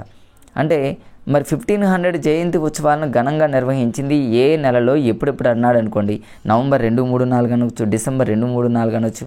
మరి దీన్ని కూడా ఎలా గుర్తుపెట్టుకోవాలి, November 2, 3, 4 అంటే నవంబర్ అంటే నవ్వుతూ అని గుర్తుపెట్టుకోండి. ఆర్యభట్ట మనం మూవీ చూసేటప్పుడు స్టార్టింగ్ నుంచి ఎండింగ్ వరకు మనం హాస్యంగా నవ్వుతూనే ఉంటామని గుర్తుపెట్టుకోండి. నవంబర్ అంటే నవ్వుతూ అని గుర్తుపెట్టుకోండి. మరి ఆర్యాల రా అంటేనేమో ₹2 అని గుర్తుపెట్టుకోండి, రా అంటేనేమో 2, 3, 4 అని గుర్తుపెట్టుకోండి. 1975 తర్వాత వచ్చే ఇయర్ NPE 1986 లాగా NPE మరి 1976 అని గుర్తుపెట్టుకోండి. అంతే ఫ్రెండ్స్. ఆర్యభట్ట గురించి ఇంకేమైనా మనం కన్ఫ్యూజ్ అవుతాం ఫ్రెండ్స్? నో, కన్ఫ్యూజ్ అనేది లేదని నేను అనుకుంటున్నాను. ఇది డిఎడ్కి సంబంధించింది ఫ్రెండ్స్. ఇప్పటివరకు మీకు చూపించింది ఇదంతా కూడా డిఎడ్ అకాడమీ బుక్లో ఉన్నటువంటిది. ఇది నా బుక్ ఫ్రెండ్స్. ఇది డిఎడ్ అకాడమీ బుక్కి సంబంధించి ఉన్నటువంటి నేను చదువుకున్నది మొత్తాన్ని కూడా మీకు ఓ పీడిఎఫ్గా చేయడం జరిగింది. డిఎడ్ బుక్ ఉంది ఫ్రెండ్స్ నా దగ్గర, మీకు చూపిస్తా. ఇది డిఎడ్ అకాడమీ బుక్, నేను చదువుకున్న బుక్ ఫ్రెండ్స్. ఇది ప్రతిదీ కూడా నేను హైలైట్ చేసుకుంటూ ప్రతిదాన్ని ఇట్లా నేను హైలైట్ చేస్తూ నేను మ్యాక్సిమం మొత్తం హైలైట్ చేసుకుంటూ నేను ప్రిపేర్ అయ్యా ఫ్రెండ్స్. ఇది ఆల్మోస్ట్ మీకు ప్రతిదాన్ని కూడా డిఎడ్ బుక్ ఎస్జిటి వాళ్ళకి, బీఈడి బుక్ స్కూల్ అసిస్టెంట్ వాళ్ళకి ఇద్దరికి రన్ చేస్తూ నేను హైలైట్ చేస్తూ ప్రతి వీడియోని నేను మరి యూట్యూబ్లో అప్లోడ్ చేయడం జరిగింది ఫ్రెండ్స్. వీలుంటే కొత్తగా చూస్తున్నటువంటి మిత్రులు ప్లేలిస్ట్లో చూడండి, ప్రతి వీడియో ఉంటుంది ఫ్రెండ్స్. ఆ వీడియోలన్నీ కూడా మీరు ఒక్కసారి కనుక చూసినట్లయితే 100% మీరు సక్సెస్ అవుతారు. అదేవిధంగా ఇంకోటి బీఈడికి సంబంధించిన బుక్ ఫ్రెండ్స్. బీఈడికి సంబంధించిన బుక్ కూడా మరి నేను ప్రతిదాన్ని కూడా హైలైట్ చేసుకుంటూ, అంటే దీన్ని కూడా హైలైట్ చేస్తూ స్కూల్ అసిస్టెంట్ వాళ్ళకు కూడా యూజ్ అవుతుందనేటటువంటి ఉద్దేశంతో ఎస్జిటి అటు స్కూల్ అసిస్టెంట్ వాళ్ళని ఇద్దరిని కవర్ చేస్తూ లాజికల్గా ఫ్రెండ్స్, మోస పద్ధతిలో ఉండదు. నా వీడియోని చూస్తున్న మిత్రులు మీ అందరికీ తెలుసు, ఏ వీడియో కూడా మోస పద్ధతి అనేది అటువంటిది ఏముండదు. ప్రతిదీ కూడా లాజిక్గా నేను చెప్తూనే ఉంటాను, మీ అందరికీ తెలుసు. నా వీడియోలు గతంలో రాసినటువంటి డిఎస్సి మిత్రులను అడగండి ఫ్రెండ్స్, ఎంత యూజ్ అయ్యాయో. మరి ఆ మిత్రులు ఈరోజు జాబ్ కొట్టి హ్యాపీగా స్కూళ్ళల్లో టీచర్స్గా వాళ్ళు చాలా హ్యాపీగా వాళ్ళు ఫాలో అయిపోతున్నారంటే మరి వాళ్ళలో చాలామంది నా వీడియోలు చూసే ఉంటారనేటటువంటి ఆలోచన నాకుంది ఫ్రెండ్స్. మరి నెక్స్ట్ డిఎస్సి రాయబోయేటువంటి మిత్రులు కూడా నా వీడియోలు చూడండి, మీకు ఖచ్చితంగా యూజ్ అవుతాయి ఫ్రెండ్స్. నెక్స్ట్ ఇది డిఎడ్కి సంబంధించిన బుక్. ఇంకా నేను ఏం చేశానంటే ఫ్రెండ్స్, ఇదంతా డిఈడి. మరి బీఈడి బుక్లో కూడా ఏమన్నా కొంచెం అటు ఇటు ఏమన్నా తేడా, ఏమన్నా అటు ఇటు ఏమన్నా మార్పులు కానీ కొత్తగా ఉన్నటువంటి ఏమైనా వేరే ఏమన్నా న్యూ పాయింట్స్ కానీ ఏమైనా ఉన్నాయేమోనని బీఈడికి సంబంధించిన బుక్ను కూడా దీంతోనే ఒక అటాచ్డ్ చేశాను ఫ్రెండ్స్. స్కూల్ అసిస్టెంట్ వాళ్ళు కూడా చూసుకుంటారేమని. ఇక నేను ఇప్పుడు పై చెప్పిందేమో డిఎడ్ ఫ్రెండ్స్, ఇదేమో బీఈడికి సంబంధించి సేమ్ ఉంది ఫ్రెండ్స్. యాజ్ ఇట్ ఈజ్ చూడండి, నేను దాన్ని పేస్ట్ చేశాను అంతే. బీఈడిది ఇక్కడ 476 మార్చ్ ఉంది, పాటలీపుత్రం ఉంది, అది మార్చి 21 ఇవన్నీ ఉన్నాయి చూడండి ఫ్రెండ్స్. ఇక్కడ గౌతమ్ బుద్ధులాగా బుద్ధగుప్తుడి చేత, అంటే ఆర్య మూవీలో అల్లు అర్జున్ చాలా బుద్ధిమంతులు, ఇవన్నీ మీకు చెప్పినాయి కదా ఫ్రెండ్స్. ఇక్కడ 121 శ్లోకాలు, 120 శ్లోకాలు, 4 క్వాడ్రాంట్స్ అంటే 4 పాదాలు, ఇగో గీతికా పాదం, కాలపాదం, గోలపాదం, ఇవన్నీ కూడా ఈ సైన్ అంటే సీన్ అనమాట. 3 ఏం మార్పులు ఏమైతే నాకేం అనిపించలేదు ఫ్రెండ్స్, ఆల్మోస్ట్ అన్నీ అంతే ఉన్నాయి. ఇది ఇప్పుడు మీకు చూపిస్తున్నది ఏంటంటే బీఈడిది, ఇంతకుముందు చూపించిందేమో డిఈడిది. రెండింటిని అకాడమీ బుక్లో ఉన్నదాన్ని మీకు ఒకసారి పేస్ట్ చేస్తున్నా. మీ దగ్గర బుక్స్ లేనటువంటి మిత్రులు ఎవరైతే ఉన్నారో ఒకసారి ఇది చూసుకుంటే సరిపోతుంది. ఇది రీసెంట్గా ఉన్నటువంటి బుక్కే ఫ్రెండ్స్. ఇవన్నీ కూడా సేమ్ ఫ్రెండ్స్ కూడా చూడండి, అయిపోయింది అంతే. మళ్ళీ ఇది భాస్కరాచార్య 2 అనేది ఇది డిఎడ్కి సంబంధించింది. డిఎడ్ అంటే టీటీసీకి సంబంధించింది. అలానే దీనికి బీఈడిది మళ్ళీ నేను పేస్ట్ చేశాను. ఎందుకు డిఈడి బీఈడి రెండు ఎందుకు పేస్ట్ చేశానంటే సేమ్ ఉన్నాయా, ఏమన్నా ఒకటి ఏమన్నా తేడా ఉన్నట్టే ఎక్కడ కూడా సింగిల్ పాయింట్ కూడా తేడా లేదు. కాకపోతే డిఈడికి సంబంధించి సిలబస్లో కొంతమంది మాత్రం భారతీయ గణిత శాస్త్రవేత్తలు ఉన్నారు, వాళ్ళ సిలబస్ని బట్టి ఫాలో అవ్వండి. బీఈడికి సంబంధించి మరి వాళ్ళ స్కూల్ అసిస్టెంట్కి సంబంధించి పేపర్ 2కి సంబంధించి వాళ్ళ సిలబస్ ఏదైతే ఉంటుందో మీ దగ్గర సిలబస్ సీట్ ఉంటుంది కాబట్టి దాన్ని ఫాలో అయిపోండి ఫ్రెండ్స్, అంతేగా. మ్యాక్సిమం నేను అందరినీ కవర్ చేస్తా. మీకు ఇందులో ఎవరైతే అవసరమో వాళ్ళందరినీ నోట్ చేసుకుంటూ, బుక్లో నోట్ చేసుకుంటూ, కోర్సుని ఏమన్నా ఉంటే అక్కడే నోట్ చేసుకుంటూ మంచిగా చదువుకుంటే ఖచ్చితంగా మీరు సక్సెస్ అవుతారు ఫ్రెండ్స్. మరి భాస్కరాచార్య 2, ఈ భాస్కరాచార్య 2 ఇద్దరు ఉన్నారు ఫ్రెండ్స్, 1 ఉన్నారు 2 ఉన్నారు. మనకు 1 అంత అవసరం లేదులే కానీ 2 మాత్రం చాలా ఇంపార్టెంట్. 2 ఎందుకు ఇంపార్టెంట్ అంటున్నానంటే కేవలం భాస్కరాచార్య 2కి మరి భాస్కరాచార్యుడికి సంబంధించి ఈ 2కి సంబంధించిన ఆయనకి మరి తన కుమార్తె ఉంటుంది, మనందరికీ తెలుసు, లీలావతి. తన కుమార్తె అంటే చాలా ఇష్టమని మనందరికీ తెలుసు. తనకు పాపం సర్టెన్ ఏజ్లో 7th ఇయర్ 8th ఇయర్లోనూ సర్టెన్ ఏజ్లో మరి మ్యారేజ్ చేసిన వెంటనే మరి వైధవ్యం పొందుతుందనేటటువంటి విషయం తెలిసి మరి భాస్కరాచార్యుడు ఇమ్మీడియట్గా ఏం ఒక కాల యంత్రం అని ఒక యంత్రాన్ని, ఒక మిషన్ని, టైం మిషన్ లాగా మిషన్, ఒక కాల యంత్రాన్ని కనుక్కుంటే దాని ప్రకారంగా ఫాలో అవుదామని చూశాడు. కానీ బట్ మన విధిరాతని ఎవరు మార్చలేరు కదా ఫ్రెండ్స్. విధిరాతను మారిస్తే మనం ఈరోజు ఏదైనా మనం చేసుకోవచ్చు, విధిరాతను మార్చలేము. కాబట్టి మరి ఆ విధంగా వైధవ్యం పొందడం జరిగింది. పాపం తను లీలావతి చాలా బాధపడుతూ ఉంటే తనను చూసి, తన కూతురి బాధని చూసి తట్టుకోలేక ఇక భాస్కరాచార్యుడు ఏం చేశాడో మీ అందరికీ తెలుసు ఫ్రెండ్స్. ఏం చేశాడంటే తనకిష్టమైనటువంటి మ్యాథ్స్ని తన కూతురికి లీలావతికి ప్రతిరోజుగా చెప్పడం మొదలుపెట్టాడు ఫ్రెండ్స్. ఆ విధంగా మ్యాథ్స్ చెప్తూ ఉంటే తన ఆలోచనలన్నీ కూడా ఈ మ్యారేజ్ అని, ఈ వైధవ్యం అని, ఇట్లాంటి పదాలన్నిటి కూడా మర్చిపోయి, తన బాధను మర్చిపోయి తను ఒక హ్యాపీగా తన జీవితాన్ని హ్యాపీగా గడుపుతుందనేటటువంటి ఉద్దేశంతో తండ్రిగా తను ఏం చేశాడని ఫ్రెండ్స్, తనకిష్టమైనటువంటి మ్యాథ్స్ని తన కూతురికి కూడా ఇష్టం కాబట్టి మ్యాథ్స్ని నేర్పుతూ అద్భుతాలని సృష్టించారు ఈ లీలావతి. అదేవిధంగా మరి భాస్కరాచార్యుడు, ఈ భాస్కరాచార్యుడు లీలావతిని దానికి ఒక పేరుగా పెట్టడం జరిగింది. అవన్నీ మనకు తెలిసి ఇప్పుడు ఈ వీడియోలో చూద్దాం ఫ్రెండ్స్. జస్ట్ ఏంటంటే మీకు మీ అందరికీ తెలిసినప్పటికీ ఒకసారి జస్ట్ అలా హింట్ అందించాను. మీకు ఒక సీక్వెన్స్ రావడం కోసం ఆ స్టోరీని మీకు చెప్పాను ఫ్రెండ్స్. ఇప్పుడు చూద్దాం భాస్కరాచార్యుడు. ఈ భాస్కరాచార్యుడుకి సంబంధించి ఫ్రెండ్స్ ఇక్కడ ఈయన ఎక్కడ జన్మించాడనే పదం ఒకటి ఇంపార్టెంట్ ఫ్రెండ్స్. విజ్జలవిడ అనేటటువంటి ఒక పురం ఉందన్నమాట. ఈ విజ్జలవిడ అనేటటువంటి పురంలో ఈయన జన్మించడం జరిగింది. ఈ భాస్కరాచార్యుడికి సంబంధించి లాజిక్లు ఎలా గుర్తుపెట్టుకోవాలి, భాస్కరాచార్యుడికి సంబంధించి బిట్స్ ఇస్తే ఎలా గుర్తుపెట్టుకోవాలి ఏంటనడానికి సింపుల్ ఫ్రెండ్స్, ఒకే ఒక లాజిక్, ఏమీ లేదు ఫ్రెండ్స్. భాస్కరుడు అంటే మన అందరికీ తెలుసు కదా ఫ్రెండ్స్. భాస్కరుడు అనగానే మీకు ఇట్లా పిక్కు గీస్తుంటే మీకు అర్థమైపోయింది ఫ్రెండ్స్. సూర్యుడు, సన్. భాస్కరుడు అంటే సన్ ఎలా ఉన్నాడు చూడండి ఫ్రెండ్స్, జీరో షేప్లో ఉన్నాడు, గుండ్రంగా ఉంది. అంటే సున్నా నియమాలను, భాస్కరుడు అంటేనేమో సన్ అంటేనేమో సూర్యుడు గుండ్రంగా ఉంది, గుండ్రంగా ఉన్నటువంటి సున్నా నియమాలను అంటే A + 0 = 0, A × 0 = 0, sorry A + 0 = A, A × 0 = 0 అంటే సున్నా నియమాలను ప్రతిపాదించినటువంటి గణిత మేధావి, గొప్ప మేధావి. తన కూతురికి మరి మ్యాథ్స్ నేర్పించినటువంటి గొప్ప మేధావి భాస్కరాచార్యుడు. భాస్కరాచార్యుడి మీద బిట్టు రాకుండా ఉండదు ఫ్రెండ్స్. అక్కడ మిస్ అయితే ఇక్కడ మిస్ అవ్వదు, ఇక్కడ మిస్ అయితే నెక్స్ట్ శ్రీనివాస రామానుజన్ ఎక్కడ మిస్ అయ్యేటటువంటి ఛాన్సెస్ లేవు. ఖచ్చితంగా అడుగుతున్నాడు కాబట్టి మీరు లాజిక్గానే నేర్చుకోవాలి. ఇప్పుడు భాస్కరాచార్యుడు, దీని లాజిక్ మీకు చెప్పేసారు ఫ్రెండ్. భాస్కరుడు అంటే సూర్యుడు కాబట్టి, సూర్యుడు గుండ్రంగా ఉంటాడు కాబట్టి, గుండ్రంగా ఉండేది మన మ్యాథ్స్లో సున్నా కాబట్టి సున్నా నియమాలు ప్రతిపాదించింది భాస్కరాచార్యుడు. ఇక అన్ని లాజిక్లు మీకు నేర్పిస్తా ఫ్రెండ్స్. ఇప్పుడు ఇక చూడండి. తర్వాత ఈ విజ్జలవిడ అనేటటువంటి పురంలో జన్మించాడు. ఏమీ లేదు ఫ్రెండ్స్, దీన్ని ఎట్లా గుర్తుపెట్టుకుంటారండి. ఇక్కడ విజ్జలవిడలో లాస్ట్ 2 పదాలను తీసుకోండి ఫ్రెండ్స్. విడ అనే పదం ఉంది. విడ అంటేనేమో వైధవ్యం అని గుర్తుపెట్టుకోండి. తన కుమార్తె మరి 7 సంవత్సరాలు 8 సంవత్సరాలు సంథింగ్ ఇప్పుడు చూస్తా ఫ్రెండ్స్, వీడియోలో మీకు ఉంటుంది. మరి చిన్న వయసులోనే మ్యారేజ్ చేసిన తర్వాత వైధవ్యం పొందింది అంటే మరి దాన్ని మీరు లాజిక్గా గుర్తుపెట్టుకోండి. వైధవ్యము అంటేనేమో, విడ అంటేనేమో వైధవ్యం కింద మీరు గుర్తుపెట్టుకోండి. విజ్జలవిడ అనేటటువంటి కనీసం చిన్న పదం, ఒక్క చిన్న అరపదం మనకు అలా మన మైండ్ సెట్లో అలా గుర్తున్నా, వైధవ్యము అనే పదం గుర్తున్నా, విడ అనే పదం గుర్తొస్తుంది. విజ్జలవిడ రేపేమో అడిగేటటువంటి అవకాశం ఉంది. మనం ఎక్కడ జన్మించాడు, పాటలీపుత్రం ఇస్తారా సార్, మనం అనుకోవచ్చు, కానీ ఎగ్జామినర్ ఇచ్చాడు ఫ్రెండ్స్. చూడండి ప్రీవియస్ పేపర్లో ఒకసారి చూడండి, ఇచ్చాడు కాబట్టి నేను వాటన్నింటిని ఇక్కడ హైలైట్ చేస్తూ మీకు ఇచ్చాను ఫ్రెండ్స్. వాటిని మర్చిపోకుండా మీరు ఫాలో అవ్వండి ఫ్రెండ్స్. తర్వాత ఇదంతా స్టోరీ అంతా చెప్పా ఫ్రెండ్స్. దాని గురించి మీకు చూడండి, దాని పేరు ఏంటంటే కాలయంత్రం ఫ్రెండ్స్. ఇంతకుముందు మీకు టైం మిషన్ లాగా కాలయంత్రాన్ని తయారు చేశాడు పాపం. తను ఎన్నో రకాలుగా ఎన్నో సర్టన్ ముహూర్తానికి మ్యారేజ్ చేసినా, ఎన్ని చేసినా సరే మన విధిరాతని ఎవరు మార్చలేరు కాబట్టి, మరి ఎంత ప్రయత్నం చేసినప్పటికీ, ఎంత మేధావి అయినప్పటికీ కూడా విధిరాతను మార్చలేరు కాబట్టి కుమార్తె లీలావతి వైధవ్యం పొందింది.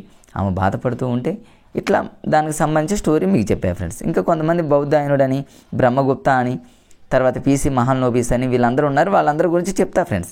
తర్వాత చూడండి.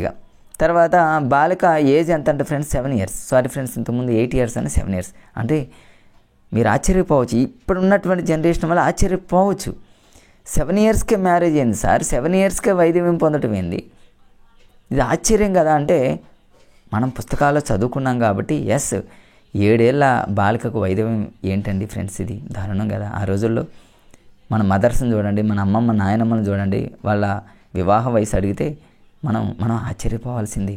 7-8 ఏళ్లలో మ్యారేజ్లు, పిల్లలు అంటే వాళ్ళ పడ్డ బాధల్లో మన బాధ అనేది పెద్ద లెక్కేం కాదు ఫ్రెండ్స్. అంటే 7 years బాలిక వైద్యం పొందింది అనేటటువంటి విషయం గుర్తుపెట్టుకోండి. లీలావతి, కుమార్తె పేరు లీలావతి. ఓకే ఫ్రెండ్స్, ఇక్కడ చూద్దాం. మరి ఈ భాస్కరాచార్యుడు రాసినటువంటి గ్రంథం ఒకటి ఉంది ఫ్రెండ్స్, చాలా చాలా ఇంపార్టెంట్. 2 గ్రంథాలు రాశాడు ఫ్రెండ్స్ భాస్కరాచార్యుడు. ఒకటి నెంబర్ 1 ఏంటంటే సిద్ధాంత శిరోమణి, ఇక్కడ మీకు చూపిస్తున్న సిద్ధాంత శిరోమణి. 2వ గ్రంథం ఏంటంటే కరణ కుతూహలం. సిద్ధాంత శిరోమణి అనే గ్రంథాన్ని రాసింది భాస్కరాచార్యుడు. ఎప్పుడు అనే బిట్టు కూడా అడిగాడు ఫ్రెండ్స్. చాలామంది నూతనంగా రీసెంట్గా ప్రిపేర్ అయ్యేటువంటి డిఎస్సి మిత్రులు కానీ టెట్ మిత్రులు కానీ భాస్కరాచార్యుడు అనగానే సిద్ధాంత శిరోమణి గుర్తుపెట్టుకుంటారు. బట్ ఇయర్ గుర్తుపెట్టుకో 1950 సారీ ఫ్రెండ్స్ 1150. దీన్ని ఎట్లా గుర్తుపెట్టుకుంటారంటే ఈజీ, నేను చెప్తా చూడండి ఫ్రెండ్స్. సిద్ధాంత శిరోమణి అనే లాజిక్ మీకు తెలిస్తే అది ఈజీగా వస్తుంది. సిద్ధాంత శిరోమణి, శిరో అంటే ఏమో తల కదా ఫ్రెండ్స్, తల కదా. భాస్కరాచార్యుడు అంటే ఎవరు? భాస్కరుడు అంటే ఎవరు? సూర్యుడు కదా. మరి సమ్మర్లో సూర్య రశ్మికి, సూర్యుడి యొక్క వేడికి మన శిరస్సు, మన తల, మన శిరస్సు అనేది వేడెక్కుతుంది. శిరస్సు అని గుర్తుపెట్టుకోండి, అంతే ఫ్రెండ్స్. ఇట్లా 1150 ఫ్రెండ్స్. 50 అంటే ఏమో 50 అని గుర్తుపెట్టుకోండి. అంటే మన హెడ్, మన శిరస్సు అనేది, మన తల అనేది 50% హీట్గా ఉంది, 50% అట్లా ఏదో లాజిక్గా గుర్తుపెట్టుకోండి ఫ్రెండ్స్, అంతే. 1150 క్రీస్తు శకం సిద్ధాంత శిరోమణి. రెండోది కరణ కుతూహలం, అది కూడా ఉంది, చెప్తా ఫ్రెండ్స్, ఇందులోనే ఉంది. కరణ కుతూహలం అనే గ్రంథాన్ని రాసింది ఎవరంటే భాస్కరాచార్యుడు. కరణ కుతూహలం అంటే ఏమీ లేదు, కరణ అంటే ఏమో కిరణం అని గుర్తుపెట్టుకోండి. ఇప్పుడు చెప్పే కదా ఫ్రెండ్స్, భాస్కరాచార్యుడు సూర్యుడు కదా, భాస్కరుడు యొక్క కిరణాలు ఎలా వస్తున్నాయి అనుకోండి, కిరణాలే కదా. కిరణాలని మీరు కరణాలు అనుకోండి. కరణ కుతూహలము, కరణ అంటే ఏమో కిరణాలు అని గుర్తుపెట్టుకోండి, అంతే. ఇప్పుడు చూడండి ఫ్రెండ్స్, మీకు ఎంత ఈజీగా ఉందో. భాస్కరాచార్యుడు అంటే ఏమో 0, 0 సర్కిల్, 0 నియమాలను ప్రతిపాదించాడు, 0 సూర్యుడు కాబట్టి. కరణ కుతూహలం అంటే ఏమో కిరణాలని గుర్తుపెట్టుకోండి. సిద్ధాంత శిరోమణి అంటే ఏమో శిరస్సు అని గుర్తుపెట్టుకోండి, సూర్యరశ్మికి శిరస్సు అని. 1150 అంటే ఏమో 50 అని గుర్తుపెట్టుకోండి, అంతే ఫ్రెండ్స్, అంతే. ఇక ఆర్యభట్టలో 4 పాదాలు ఉన్నాయి ఫ్రెండ్స్. భాస్కరాచార్యులు కూడా 4 భాగాలు ఉన్నాయి. ఎక్కడ పోయినా కూడా 4 ఫ్రెండ్స్. 4 అని గుర్తుపెట్టుకోండి. ట్రిగ్నోమెట్రీలో ఆల్ సిల్వర్ టీ కప్స్ లాగా 4 క్వాడ్రంట్స్ లాగా, ఎక్కడైనా సరే 4 క్వాడ్రంట్స్ లాగా, 4 పాదాలాగా, 4 దిక్కుల్లాగా, 4 అని గుర్తుపెట్టుకోండి. మీ మైండ్ సెట్లో 4. ఏంటి ఆ 4 పాదాలంటే ఫ్రెండ్స్, ఫస్ట్ పాదం వచ్చేసి లీలావతి గణితం, అదే దానికి పాటి గణితం అని అంటారు. రెండవది బీజ గణితం, మూడవది గణితానికి సంబంధించి గణితాధ్యాయం అని అంటారు. 4వది గోళాధ్యాయం అంటారు. ఆర్యభట్టలో 4వ పాదం కూడా, 4వ పాదం 4th క్వాడ్రంట్ కూడా గోలే కదా ఫ్రెండ్స్. గోల అంటేనేమో ఎన్ని శ్లోకాలు ఉన్నాయి, గోల్ చేసేవాళ్ళు 50 మెంబర్స్ కాబట్టి 50. ఇక్కడ కూడా గోల అని గుర్తుపెట్టుకోండి ఫ్రెండ్స్. దానికంటే ముందు గణితానికి సంబంధించింది, ఇక్కడ కూడా గణితం ఉంది, అక్కడ కూడా గణితం ఉంది. ఇక్కడ బీజ గణితం ఉంది, లీలావతి గణితం అని తన కూతురు పేరు కాబట్టి మొట్టమొదటి. మరి ఈ 4 పాదాలలో మొట్టమొదటి పాదం ఏంటంటే ఫ్రెండ్స్, పాటి గణితం అనమాట. ఈ పాటి గణితానికే లీలావతి అనేటటువంటి పేరు పెట్టడం జరిగింది మొట్టమొదటి దానికి. మొత్తం మీద 4 పాదాలు ఫ్రెండ్స్. ఫస్ట్ పాదం వచ్చేసి పాటి గణితం లేదా అంకగణితం, రెండవది బీజ గణితం, మూడవది గణితాధ్యాయం, 4వది గోళాధ్యాయం. స్టార్టింగ్లో ఉన్నటువంటి అంకగణితానికి తన కుమార్తె పేరుని పెట్టడం జరిగింది, లీలావతి అనేటటువంటి ఆ పేరుతో ఉన్నటువంటిది అడిగాడు ఫ్రెండ్స్. ఇది కూడా అడిగాడు ఎగ్జామ్లో. లీలావతి అనేటటువంటి పేరుతో ఉన్నటువంటి భాగం ఏంటంటారు, రేపు అంకగణితం లేదా పాటి గణితం లేదా రకరకాలుగా 4 ఆప్షన్లు ఇస్తే కన్ఫ్యూజ్గా అమ్మకండి ఫ్రెండ్స్. స్టార్టింగ్ది ఏంటంటే అంకగణితం, పాటి గణితానికి లీలావతి గణితం. ఇది ఎగ్జామినర్ ఇచ్చినటువంటి బిట్ ఫ్రెండ్స్, దాన్ని ఒకటి గుర్తుపెట్టుకోండి. తర్వాత ఇంకా నెక్స్ట్ ఇందులో ఇంపార్టెంట్ ఇవన్నీ జనరల్గా ఉంటాయి ఫ్రెండ్స్. 0తో భాగాహారం నిషేధం అంటే 0 అనే పదం వస్తే, 0 అంటే సూర్యుడు భాస్కరాచార్యుడు, 0 అనే పదం, 0 అనే పదం వస్తే ఫటక్కని పెట్టాను ఫ్రెండ్స్ భాస్కరాచార్యుడు. తర్వాత రెండోది ఏంటంటే ఫ్రెండ్స్, ఇంకొకటి ఇంపార్టెంట్ ఏంటంటే ఈ 0తో భాగాహారం అంటే 0తో భాగాహారం నిషేధం కదా ఫ్రెండ్స్. 1/0 చేస్తామా ఏంటి, 2/0 చేస్తామా ఏంటి, నో. తర్వాత ఇంకా ఇందులో ఇంపార్టెంట్ ఏంటంటే ఫ్రెండ్స్, రుణ సంఖ్యలకు వర్గమూలం లేదు ఫ్రెండ్స్. రుణ సంఖ్యలకు వర్గమూలం అంటే ఇక్కడ ఉంది, ఇక్కడ చూడండి ఫ్రెండ్స్. రుణ సంఖ్యలకు వర్గం మనందరికీ తెలుసు కదా, స్క్వేర్ రూట్ ఆఫ్ -16 అని ఉంది.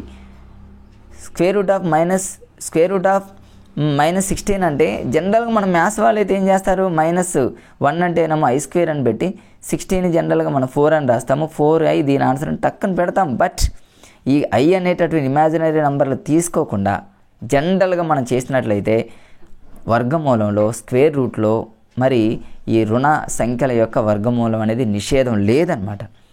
అంటే పాజిటివ్లో ఉన్నటువంటి వాటికి స్క్వేర్ రూట్ ఉంటుంది కానీ నెగిటివ్లో ఉన్నటువంటి స్క్వేర్ రూట్ ఉండదు. మనం మ్యాథ్స్లో మనం ఏం చేస్తామంటే ఈ -1 ప్లేస్లో జనరల్గా i² అనే పదాన్ని ఇంటర్, డిగ్రీ, జనరల్గా బీటెక్ అట్లా వాడతాం. కానీ జనరల్గా అయితే నిషేధం అని చెప్పినటువంటి వ్యక్తి మొట్టమొదటి వ్యక్తి ఎవరంటే భాస్కరాచార్యుడు. ఆర్యభట్ట కాదు ఫ్రెండ్స్, భాస్కరాచార్యుడు. 0 నియమాలు ఇవన్నీ మీరు గుర్తుపెట్టుకోండి. ఇంకా ప్రస్తారాల సంయోగాలు అని అడిగితే చాలా ఇంపార్టెంట్.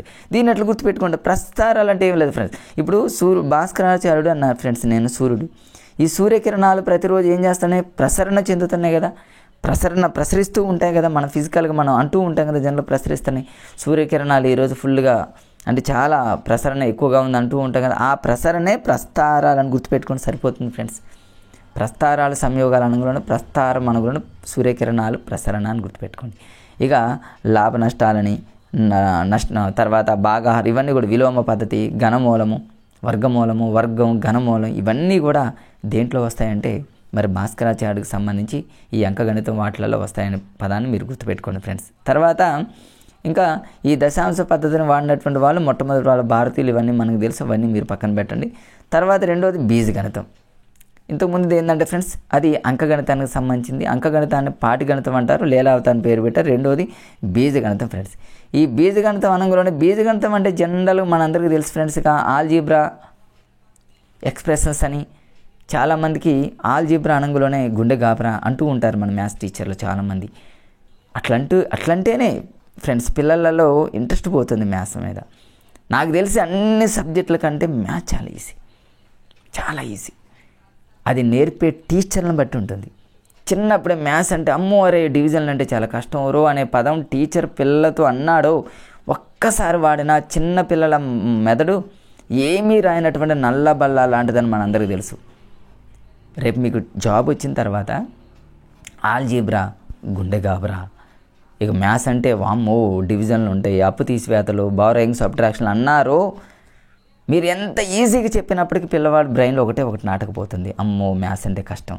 అదే పిల్లవాడు 10th క్లాస్కి పోయిన తర్వాత దాకా మ్యాథ్స్ ఇంట్రెస్ట్ ఉండదు. ఇంటర్లో ఏ గ్రూప్ తీసుకుంటారా అంటే సార్ నాకు మ్యాథ్స్కి సంబంధించింది వద్దు సార్, నాకు మ్యాథ్స్ లేకుండా వేరే గ్రూప్, ఆ స్థితి దాకా తీసుకొచ్చేది కేవలం టీచర్సే నాకు తెలిసి. అందుకని నా ఒపీనియన్ ఏంటంటే రేపు మీకు జాబ్ వచ్చిన తర్వాత మ్యాథ్స్ చాలా ఈజీ అనండి. స్టార్టింగ్ వాళ్ళ మెదడులో నింపండి. మీరు చెప్పడం తర్వాత సంగతి, అది హార్డా ఈజీ అనేది ఫస్ట్ ఈజీ అని చెప్తూ ఉండండి. అట్లా పిల్లవాడు ఈజీ అని డివిజన్ చేస్తాడు, ఈజీ అని బారోయింగ్ సబ్ట్రాక్షన్ చేస్తాడు, ఈజీ అని ఏదైనా చేస్తాడు, ఈజీ అని 10th వెళ్ళిన తర్వాత మ్యాథ్స్ బాగా చేస్తాడు. ఎంపీసీ అంటే ఇట్లా చేసేటటువంటి బాధ్యత మన మీద ఆధారపడి ఉంది. కాబట్టి ఫ్రెండ్స్ పిల్లలకి ఏదైనా సరే మ్యాథ్స్ అంటే ఈజీ అనేటటువంటి ప్రాసెస్లోనే మనం వెళ్ళాలి ఫ్రెండ్స్, ఎవరైనా సరే. తర్వాత ఇక్కడ ఈ బీజగణితం అంటే అందరికీ తెలుసు కదా ఫ్రెండ్స్. బీజగణితం అంటే ఆల్జీబ్రాకి సంబంధించిన ప్రాబ్లమ్స్ అన్నీ ఉంటాయి. ఇవన్నీ స్క్వేర్స్ అని, స్క్వేర్ రూట్స్ అని, క్యూబ్ రూట్స్ అని ఇవన్నీ చాలా ఉంటాయి. అవన్నీ మీకు జనరల్గా తెలుసు, అవన్నీ మీరు జనరల్గా చదువుకుంటే సరిపోతుంది ఫ్రెండ్స్. తర్వాత భాస్కరాచార్యుడికి సంబంధించి 3 ఈ గణితాధ్యాయము, గణితానికి సంబంధించి మొత్తం ఇవన్నీ ఉంటాయి. కానీ వీటిల్లో ఈ భాగాలు అంత ఇంపార్టెంట్ ఏం కాదులేండి ఫ్రెండ్స్. ఆర్యభట్టాలో శ్లోకాలు అయితే ఇంపార్టెంట్, ఎందుకంటే అది ఆర్డర్ ఇంపార్టెంట్. మరి ఇక్కడ ఈ భాస్కరాచార్యుడికి సంబంధించి ఈ మన జనరల్గా ఈ భాగాల మీద అంత ఇంపార్టెంట్ ఏమైతే కాదులే. కానీ ఈ భాస్కరాచార్యుడికి సంబంధించి రెండవ గ్రంథం కరణ కుతూహలం అనేది చాలా ఇంపార్టెంట్ అన్న ఆల్రెడీ మీకు చెప్పడం జరిగింది. కరణ అంటేనేమో కిరణాలు అని గుర్తుపెట్టుకొని సరిపోతుంది. ఇక చూడండి ఫ్రెండ్స్, మరి భాస్కరాచార్యుడు మనకు అందించినటువంటి మరి సేవలు ఏంటి అంటే నెంబర్ 1 సున్నాకు సంబంధించిన నియమాలు. 0 0 అనగా భాస్కరుడు సూర్యుడు, ఇక అంతే. A + 0 = A × 0 = 0. సున్నాకి సంబంధించి జీరోని ఏ నెంబర్తో మనం డివిజన్ చేయలేము. ఇలాంటివన్నీ కూడా భాస్కరాచార్యుడికి సంబంధించి. తర్వాత ప్రస్తారాలు సంయోగాలు ఫ్రెండ్స్. ప్రస్తారం అంటే ఎలా గుర్తుపెట్టుకోవాలి, సూర్యకిరణాలు ప్రసరిస్తాయి. భాస్కరుడు అంటేనేమో ఇట్లా మీరు సూర్యుడు ఒక బొమ్మ వేసుకుంటే సూర్యకిరణాలు ఇలా ప్రసరిస్తూ ఉంటాయి, ప్రస్తారాలు సంయోగాలు. మరి 5 విలువ 3.1255, 3.1416 అనగానే ఆర్యభట్ట ఫ్రెండ్స్. 1416 అంటే ఫిబ్రవరి 14th లాగా మార్చ్ 14th అనగానే ఆర్య మూవీ అట్లా గుర్తుపెట్టుకోండి. ఇక్కడ మీరు ఏమీ లేదు ఫ్రెండ్స్, 3.12 సేమ్ ఉంది, 12 అక్కడ 13 అది ఫ్రెండ్స్, 14 ఫ్రెండ్స్ సారీ. ఆర్యభట్టలో 3.1416, ఇక్కడ 1255. కనీసం లాస్ట్లో ఉన్న 55 నేను లాజిక్గా గుర్తుపెట్టుకోవచ్చు ఫ్రెండ్స్. ఎట్లా అంటే చూడండి, ఏమి లేదు ఫ్రెండ్స్, ఇక్కడ 5 ఉంది, 2 5లు అంటే మన చేతికి 5,000 ఉన్నాయి, ఈ చేతికి 5,000 ఉన్నాయి. అంటే సూర్యకిరణాలు అంటే ఈ భాస్కరుడికి సంబంధించిన సూర్యకిరణాలు కిందకి ప్రసరిస్తూ ఉన్నప్పుడు మనం ఏం చేస్తాం, పైకి చూసేటప్పుడు జస్ట్ మన 2 చేతులను ఇలా అడ్డం పెట్టుకుంటాం. అట్లా అనుకోండి కాసేపు. అంటే మన 2 చేతులకు ఉన్నటువంటి 2 5లు అంటే 10 ఫింగర్స్ని కనుక మనం ఐడెంటిఫికేషన్లా ఒక లాజిక్గా గుర్తుపెట్టుకుంటే సూర్యకిరణాలు వచ్చేటప్పుడు ఇలా అడ్డం పెట్టుకుంటాం అనేది లాజిక్ గుర్తుపెట్టుకుంటే అది మనకు భాస్కరాచార్యులాగా వస్తుంది. ఈ 5 5 10 కాబట్టి ఈ 10నే మళ్ళీ 5 అనేది ఇక్కడ చూడండి 5 = √10గా తీసుకోవచ్చు అని చెప్పింది కూడా భాస్కరాచార్యుడు. రేపు అడగవచ్చు, ఇది అందరూ క్యాచ్ చేస్తున్నారని ఎగ్జామ్న రేపు 5 = √10 అనే పదం ఇచ్చి ఎవరు అన్నారనుకోండి, 5 = √10 శ్రీనివాస రామానుజన, ఆర్యభట్ట అయితే కాదులే కానీ శ్రీనివాస రామానుజన భాస్కరాచార్యుడు వీళ్ళిద్దరికి తోడు ఇంకెవరైనా కొత్త వాళ్ళు ఇస్తే ఏమో వాళ్ళేమో అనుకుంటాను. మీరు లాజిక్గా ఎలా గుర్తుపెట్టుకుంటారంటే 5 5 ఉంది కాబట్టి 2 5 10 కాబట్టి 5 అని గుర్తుపెట్టి, ఈ 5 5 ఎలా గుర్తుపెట్టుకుంటారంటే చేతికి ఇట్లా 10 ఫింగర్స్ లాగా గుర్తుపెట్టుకోండి. ఈజీ ఫ్రెండ్స్ అంతే. నెక్స్ట్ ఇంకా ఏమున్నాయి ఫ్రెండ్స్, బీజగణితంలో ధన రుణ సంఖ్యలను చర్చించాడు అనమాట. అది జనరల్గా గుర్తుపెట్టుకోండి, జనరల్ పాయింట్, అదంతా అంతేమీ కాదు. తర్వాత ఇంకా ఏం చెప్పాడంటే ఫ్రెండ్స్ ఇక్కడ మరి రుణ సంఖ్యలకు వర్గమూలం ఇవన్నీ మీకు చెప్పిందే కదా ఫ్రెండ్స్. 0 నియమాన్ని తీసుకొచ్చింది భాస్కరాచార్యుడు, ఎందుకంటే భాస్కరుడు అంటే సూర్యుడు గుండ్రంగా ఉంటాడు కాబట్టి.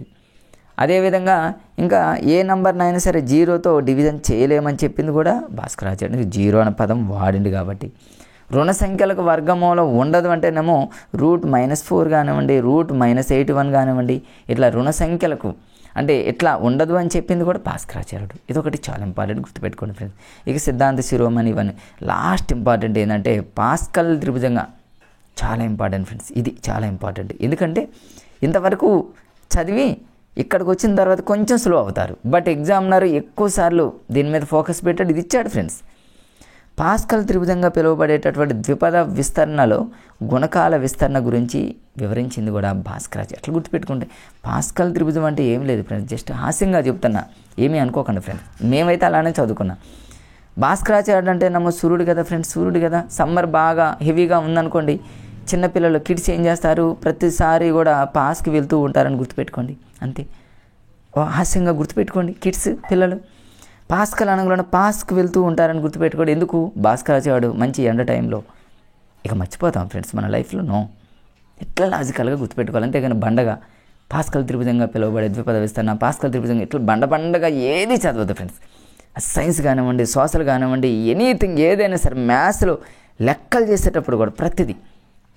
రేపు మీకు ఈ వీడియో తర్వాత ఫ్రెండ్స్ ఇక మీకు కంటిన్యూషన్గా మరి వీడియోలు చేయడానికి ప్రయత్నం చేస్తా. ఈ మధ్యలో కొంచెం గ్యాప్ వచ్చింది ఫ్రెండ్స్, దానికి మేజర్ కారణం ఏంటంటే అది కూడా మీకు చెప్పాలి ఫ్రెండ్స్.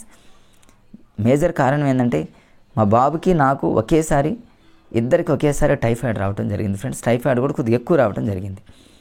కనీసం ఒక 20 నుంచి ఒక 1 మంత్ వరకు ఆల్మోస్ట్ ఇప్పుడు ఒక మధ్యలో అయినప్పటికీ వీడియోలు చేయడానికి ప్రయత్నం చేస్తూనే ఉన్నా. ఒక 20 days వరకు టైఫాయిడ్ ఫీవర్తో నేను మా బాబు ఇద్దరం బాధపడ్డా. దానివల్ల మా బాబు స్కూల్కి వెళ్ళకపోయాడు, నేను వీడియోలు చేయలేకపోయినా, చాలా ఇబ్బంది పడ్డా. ఆ ఇబ్బందుల్లో మీకు వీడియో చేయలేకపోయా ఫ్రెండ్స్. వీడియోలు చేయనందుకు మన్నించండి. మరి ఇప్పుడు కొంచెం నీరసం ఉన్నప్పటికీ కూడా కొంచెం వీడియోలు చేసేటటువంటి కొద్దిగా ఆ ఓపిక అయితే ఉంది కాబట్టి ఫ్రెండ్స్ మీకు ఖచ్చితంగా వీడియోలు చేయడానికి మ్యాక్సిమం ప్రయత్నం చేస్తా. ప్రతి వీడియోకి మ్యాక్సిమం ఇక 9th 10th సోషల్ వీడియో ఒకటి చేస్తా అన్న ఫ్రెండ్స్. అదేవిధంగా సోషల్కి సంబంధించిన కొన్ని వీడియోస్ కానివ్వండి, మేజర్గా మ్యాథ్స్ 3rd class నుంచి 8th class వరకు పర్ఫెక్ట్గా ఎస్ఈటి వాళ్ళకి చెబుతూ 9th 10th వాళ్ళకి స్కూల్ అసిస్టెంట్కి సంబంధించి సెపరేట్గా అంటే మ్యాథ్స్ వీడియోలు, అదేవిధంగా ఇంకా తెలుగుకి సంబంధించి, సైన్స్కి సంబంధించి, సోషల్కి సంబంధించి, పిఐ కానివ్వండి అన్ని వీడియోల్ని చేయడానికి ప్రయత్నం చేస్తా. ఇంకా పిఐకి సంబంధించి మెటీరియల్ కూడా రాస్తానని గతంలో చెప్పడం జరిగింది ఫ్రెండ్స్. రాద్దామని కూర్చున్న టైంలోనే టైఫాయిడ్ అటాక్ రావడం జరిగింది. అది కూడా కొంచెం హెవీగా రావటం, దానివల్ల కొంచెం ఇబ్బంది పడ్డాం ఫ్రెండ్స్. దానివల్ల మీకు వీడియోలు చేయలేకపోయాను, మన్నించండి. ఇంకా వీడియోలు చేయడానికి ఇంకా రెడీగా ఉన్నా కాబట్టి వీడియోలు రెగ్యులర్గా చేస్తా ఫ్రెండ్స్. అది మీకు చెప్పాలనిపించి మీకు చెప్పా ఫ్రెండ్స్. ఇప్పుడు పాస్కల్ త్రిభుజం ఇలా గుర్తుపెట్టుకోండి. తర్వాత ఇంకా ఇందులో ఏమున్నాయి ఫ్రెండ్స్, భాస్కరాచార్యుడికి సంబంధించి మరి ఇది జనరల్గా ఈ పైథాగోరియన్కి సంబంధించి సిద్ధాంతానికి సంబంధించి జనరల్ పాయింట్ ఫ్రెండ్స్, అది అవసరం లేదులే. కానీ మెథడ్ ఆఫ్ ఫాల్స్ పొజిషన్కి సంబంధించి ఇది చాలా ఇంపార్టెంట్ ఫ్రెండ్స్, చాలా ఇంపార్టెంట్. ఎగ్జామ్లో చాలాసార్లు అడిగాడు. ఈ భాస్కరాచార్యుడు దేన్ని ఫాలో అయ్యేవాడు, దేన్ని అనుసరించేవాడు అంటే మెథడ్ ఆఫ్ ఫాల్స్ పొజిషన్. దీన్ని ఎలా గుర్తుపెట్టి, మెథడ్ అంటేనేమో మెథడ్ అని గుర్తుపెట్టుకోండి. భాస్కరాచార్యుడు అంటేనేమో సూర్యుడు, మేము అన్ని సూర్యుడితో లింక్ చేసుకున్నాం. భాస్కరుడు సూర్యుడు. ఈ సూర్యరశ్మి సూర్యకిరణాల వల్ల సమ్మర్లో చూడండి మన మెదడు అనేది ఇక ఉంటుంది, ఆ మెదడు ఫాల్స్ అయిపోతుంది, అంటే ఫెయిల్ అయిపోయింది. అంతే ఆ వేడికి మెదడు హీట్ ఎక్కుతుంది అనేటటువంటి లాజిక్గా గుర్తుపెట్టుకుంటే అయిపోయింది. ప్రతి డిగ్రీ యొక్క డిగ్రీ అంటే ఏంటి, టెంపరేచర్. భాస్కరాచార్యుడు సూర్యుడు సమ్మర్లో సూర్యకిరణాలకు టెంపరేచర్ కొలుస్తాం 47 ఉంది మా జిల్లాలో, 48 ఉంది మా జిల్లాలో.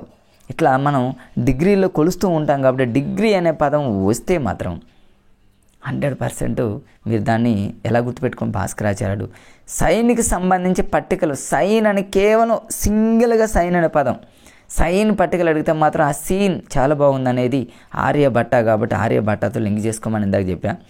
ఇప్పుడు అలా కాకుండా డిగ్రీతో ఇలా ఉంటే, డిగ్రీ అంటేనేమో 47 డిగ్రీస్ అని 41 డిగ్రీస్ అని ఈ డిగ్రీస్ ఫ్రెండ్స్, ఇట్లా డిగ్రీస్తో కనుక ఇస్తే మాత్రం అది భాస్కరాచార్యుడు అనే పదాన్ని మీరు గుర్తుపెట్టుకోండి ఫ్రెండ్స్. అంతేగా ఇందులో అంత ఇంపార్టెంట్ ఏదో మిగతా కొన్ని ఉన్నాయి ఫ్రెండ్స్, అవి జనరల్ పాయింట్స్, అవి జనరల్గా ఉన్నవి జనరల్గా చదువుకుంటే సరిపోతుంది. కానీ ఇప్పటివరకు నేను చెప్పినటువంటి పాయింట్స్ మాత్రం ఇవన్నీ చాలా చాలా ఇంపార్టెంట్. మీకు ఇక మీరు మర్చిపోరు అనేటటువంటి ఆలోచన నాకుంది. 100% మీరు ఎగ్జామ్లో ఖచ్చితంగా పెడతారనేటటువంటి ఆలోచన నాకుంది ఫ్రెండ్స్. తర్వాత ఇది అయిపోయింది ఫ్రెండ్స్, ఇది డిఎడ్కి సంబంధించింది. మళ్ళీ వెంటనే బీఈడీ అకాడమీ బుక్ ఇంతకుముందు చూపించా ఫ్రెండ్స్, దానికి సంబంధించిన పీడిఎఫ్ కూడా పేస్ట్ చేశాను. ఇక్కడ చూడండి, ఏమన్నా మీరు చూడండి ఒకసారి, సింగిల్ లైన్ కూడా సింగిల్ పాయింట్ కూడా మార్పులు లేవు. డిఎడ్ బిఎడ్ సేమ్ ఉన్నాయి ఫ్రెండ్స్, సేమ్ ఉన్నాయి. భాస్కరాచార్యుడు 2కి సంబంధించి 1 కాదు ఫ్రెండ్స్, 2కి సంబంధించి ఏమన్నా 1150 సిద్ధాంత శిరోమణి గ్రంథం, ఇవన్నీ మీకు తెలుసు. వైదవ్యం 7 ఇయర్స్గా వైదవ్యం పొందింది, ఇవన్నీ మీకు తెలుసు. చూడండి, అక్కడ ఉంది ఇక్కడ ఉంది. ఏమైనా 0 నియమాలు, ఏమన్నా గ్రహ గణన పద్ధతులు ఫ్రెండ్స్, కరణ కుతూహలము అనే దానికి బీఈడీలో ఇంకొక పదాన్ని యాడ్ చేశాడు, గ్రహ గణన పద్ధతి. రేపు డిఎడ్లో ఎస్ఈటీ వాళ్ళు కూడా ఈ పాయింట్ ఇవ్వచ్చు, అందుకని మీకు మిక్స్ చేశా ఫ్రెండ్స్. కొంత అవసరం ఉంటుందనేటటువంటి ఉద్దేశంతోనే 2 యాడ్ చేశా.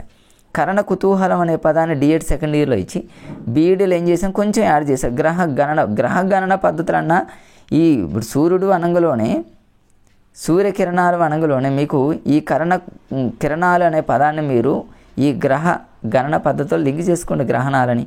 అట్లా మీరు గ్రహణాలు తెలుసు కదా, అలా లాజిక్గా గుర్తుపెట్టుకోండి ఫ్రెండ్స్, అంతే. ఇక 0 నియమాలు, ప్రస్తారాలంటేనేమో ప్రసరించడం అనేటటువంటి లాజిక్గా, 3.1255 అంటేనేమో 2 చేతులకు ఉన్నటువంటి ఫింగర్స్ కానివ్వండి, 5+5 అంటేనేమో 10 అని. ఇవన్నీ మీకు సిద్ధాంతం, ఇవన్నీ మీకు తెలుసు కాబట్టి ప్రతి డిగ్రీ కోణం విలువని. ఓకే ఫ్రెండ్స్, ఇవన్నీ మీకు తెలుసు కాబట్టి దాని జోలికి ఏం పోను. అది భాస్కరాచార్యుడికి సంబంధించి డిఎడ్ బిఎడ్ రెండింటిని పేస్ట్ చేస్తూ అకాడమీ బుక్నే చెప్పే ఫ్రెండ్స్, వేరే మెటీరియల్ ఏమీ కాకుండా భారతీయ గణిత శాస్త్రవేత్తలు కానివ్వండి కొన్ని మాత్రం అకాడమీ బుక్లే చదవాలి. మెటీరియల్ చదవండి, అయినప్పటికీ కూడా అకాడమీ బుక్నే ఎక్కువ ఫాలో అవుతూ అదే విధంగా అదే రేంజ్లో మెటీరియల్ చదవండి, అకాడమీ చదవండి ఫ్రెండ్స్. రెండింటిని బ్యాలెన్స్గా చేస్తూ మీరు ఫాలో అవుతే మాత్రం, డిస్కషన్ చేసుకుంటూ ఫాలో అయితే మాత్రం ఖచ్చితంగా విజయం మీ ముందే మీ పక్కనే ఉంటుంది ఫ్రెండ్స్. 100% ఇది సత్యం. ఎందుకంటే అది నాకు జరిగింది కాబట్టి. నేను అకాడమీ చదివా, అదేవిధంగా మెటీరియల్ చదివా, ఫ్రెండ్స్తో డిస్కషన్ చేశా, లాంగ్ టర్మ్ కోచింగ్ తీసుకున్న అవనగడ్డ ప్రగతి కోచింగ్ సెంటర్ 1 ఇయర్ చదివా ఫ్రెండ్స్. మాకు అప్పుడే ఇంగ్లీషు 2008 డిఎస్సిలో మాకు అప్పుడే ఇంగ్లీష్ ఇంట్రడ్యూస్ చేశాడు. ఇంగ్లీష్కి మళ్ళీ ఒక 4-5 నెలలు టైం ఎక్స్టెండ్ ఇవ్వటం వల్ల మరి అవనగడ్డ ప్రగతి కోచింగ్ సెంటర్, అదేవిధంగా పక్కనే ఉన్నటువంటి విద్యా నికేతన్ కోచింగ్ సెంటర్లో కొంచెం ఇంగ్లీష్ బాగుందంటే అక్కడికి వెళ్ళి గ్రాండ్ టెస్ట్లు అక్కడే రాస్తూ, డైలీ టెస్ట్లు అక్కడే రాస్తూ 1 ఇయర్ కాదు ఫ్రెండ్స్, 1 ఇయర్ పైనే. మరి అది ఎలా చదివినమంటే ఇప్పుడు అనిపిస్తుంది, ఆ రేంజ్లో చదివితే గ్రూప్సే కొట్టొచ్చావు అనిపించింది ఫ్రెండ్స్. ఇప్పుడు అనిపిస్తుంది, అంటే ఆ రేంజ్లో చదివాం అనమాట.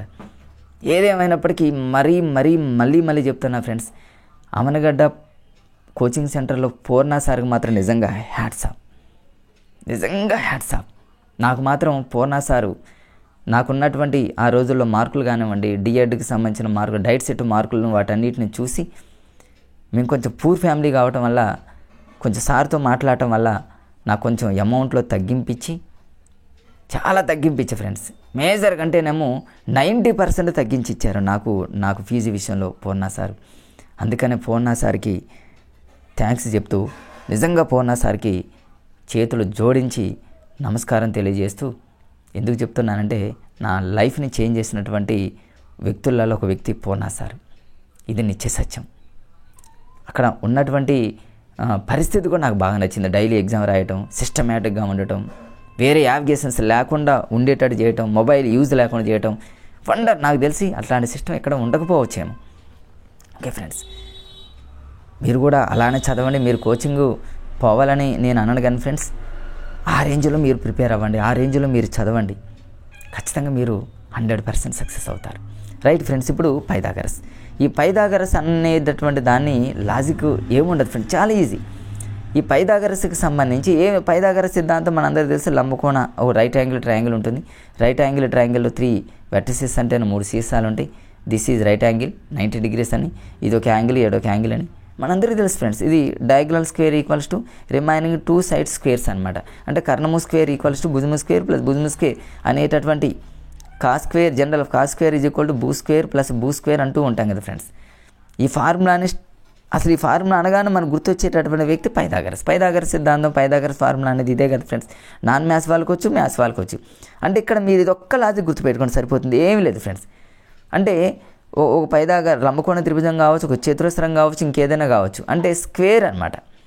అంటే కర్ణము స్క్వేర్ ఈక్వల్స్ టు భుజము స్క్వేర్ ప్లస్ భుజము స్క్వేర్. అది లంబకోణ త్రిభుజమా, చతురస్రమ, ఏదైనా కావచ్చు. అట్లాంటి పదాలు వాడితే మాత్రం ఎగ్జామ్లో అది 100% పైథాగరస్తోనే లింక్ అయి ఉంటుంది అనేది ఒక లాజిక్. అది ఒకటి గుర్తుపెట్టుకోండి. ఇంకొక లాజిక్ కూడా ఉంది, అది మీకు చెబుతూ కొంచెం ముందుకెళ్ళి ఆ లాజిక్ చెప్తాను. 2 లాజికల్తో పైథాగరస్కి సంబంధించి టోటల్గా వచ్చేస్తాయి ఫ్రెండ్స్.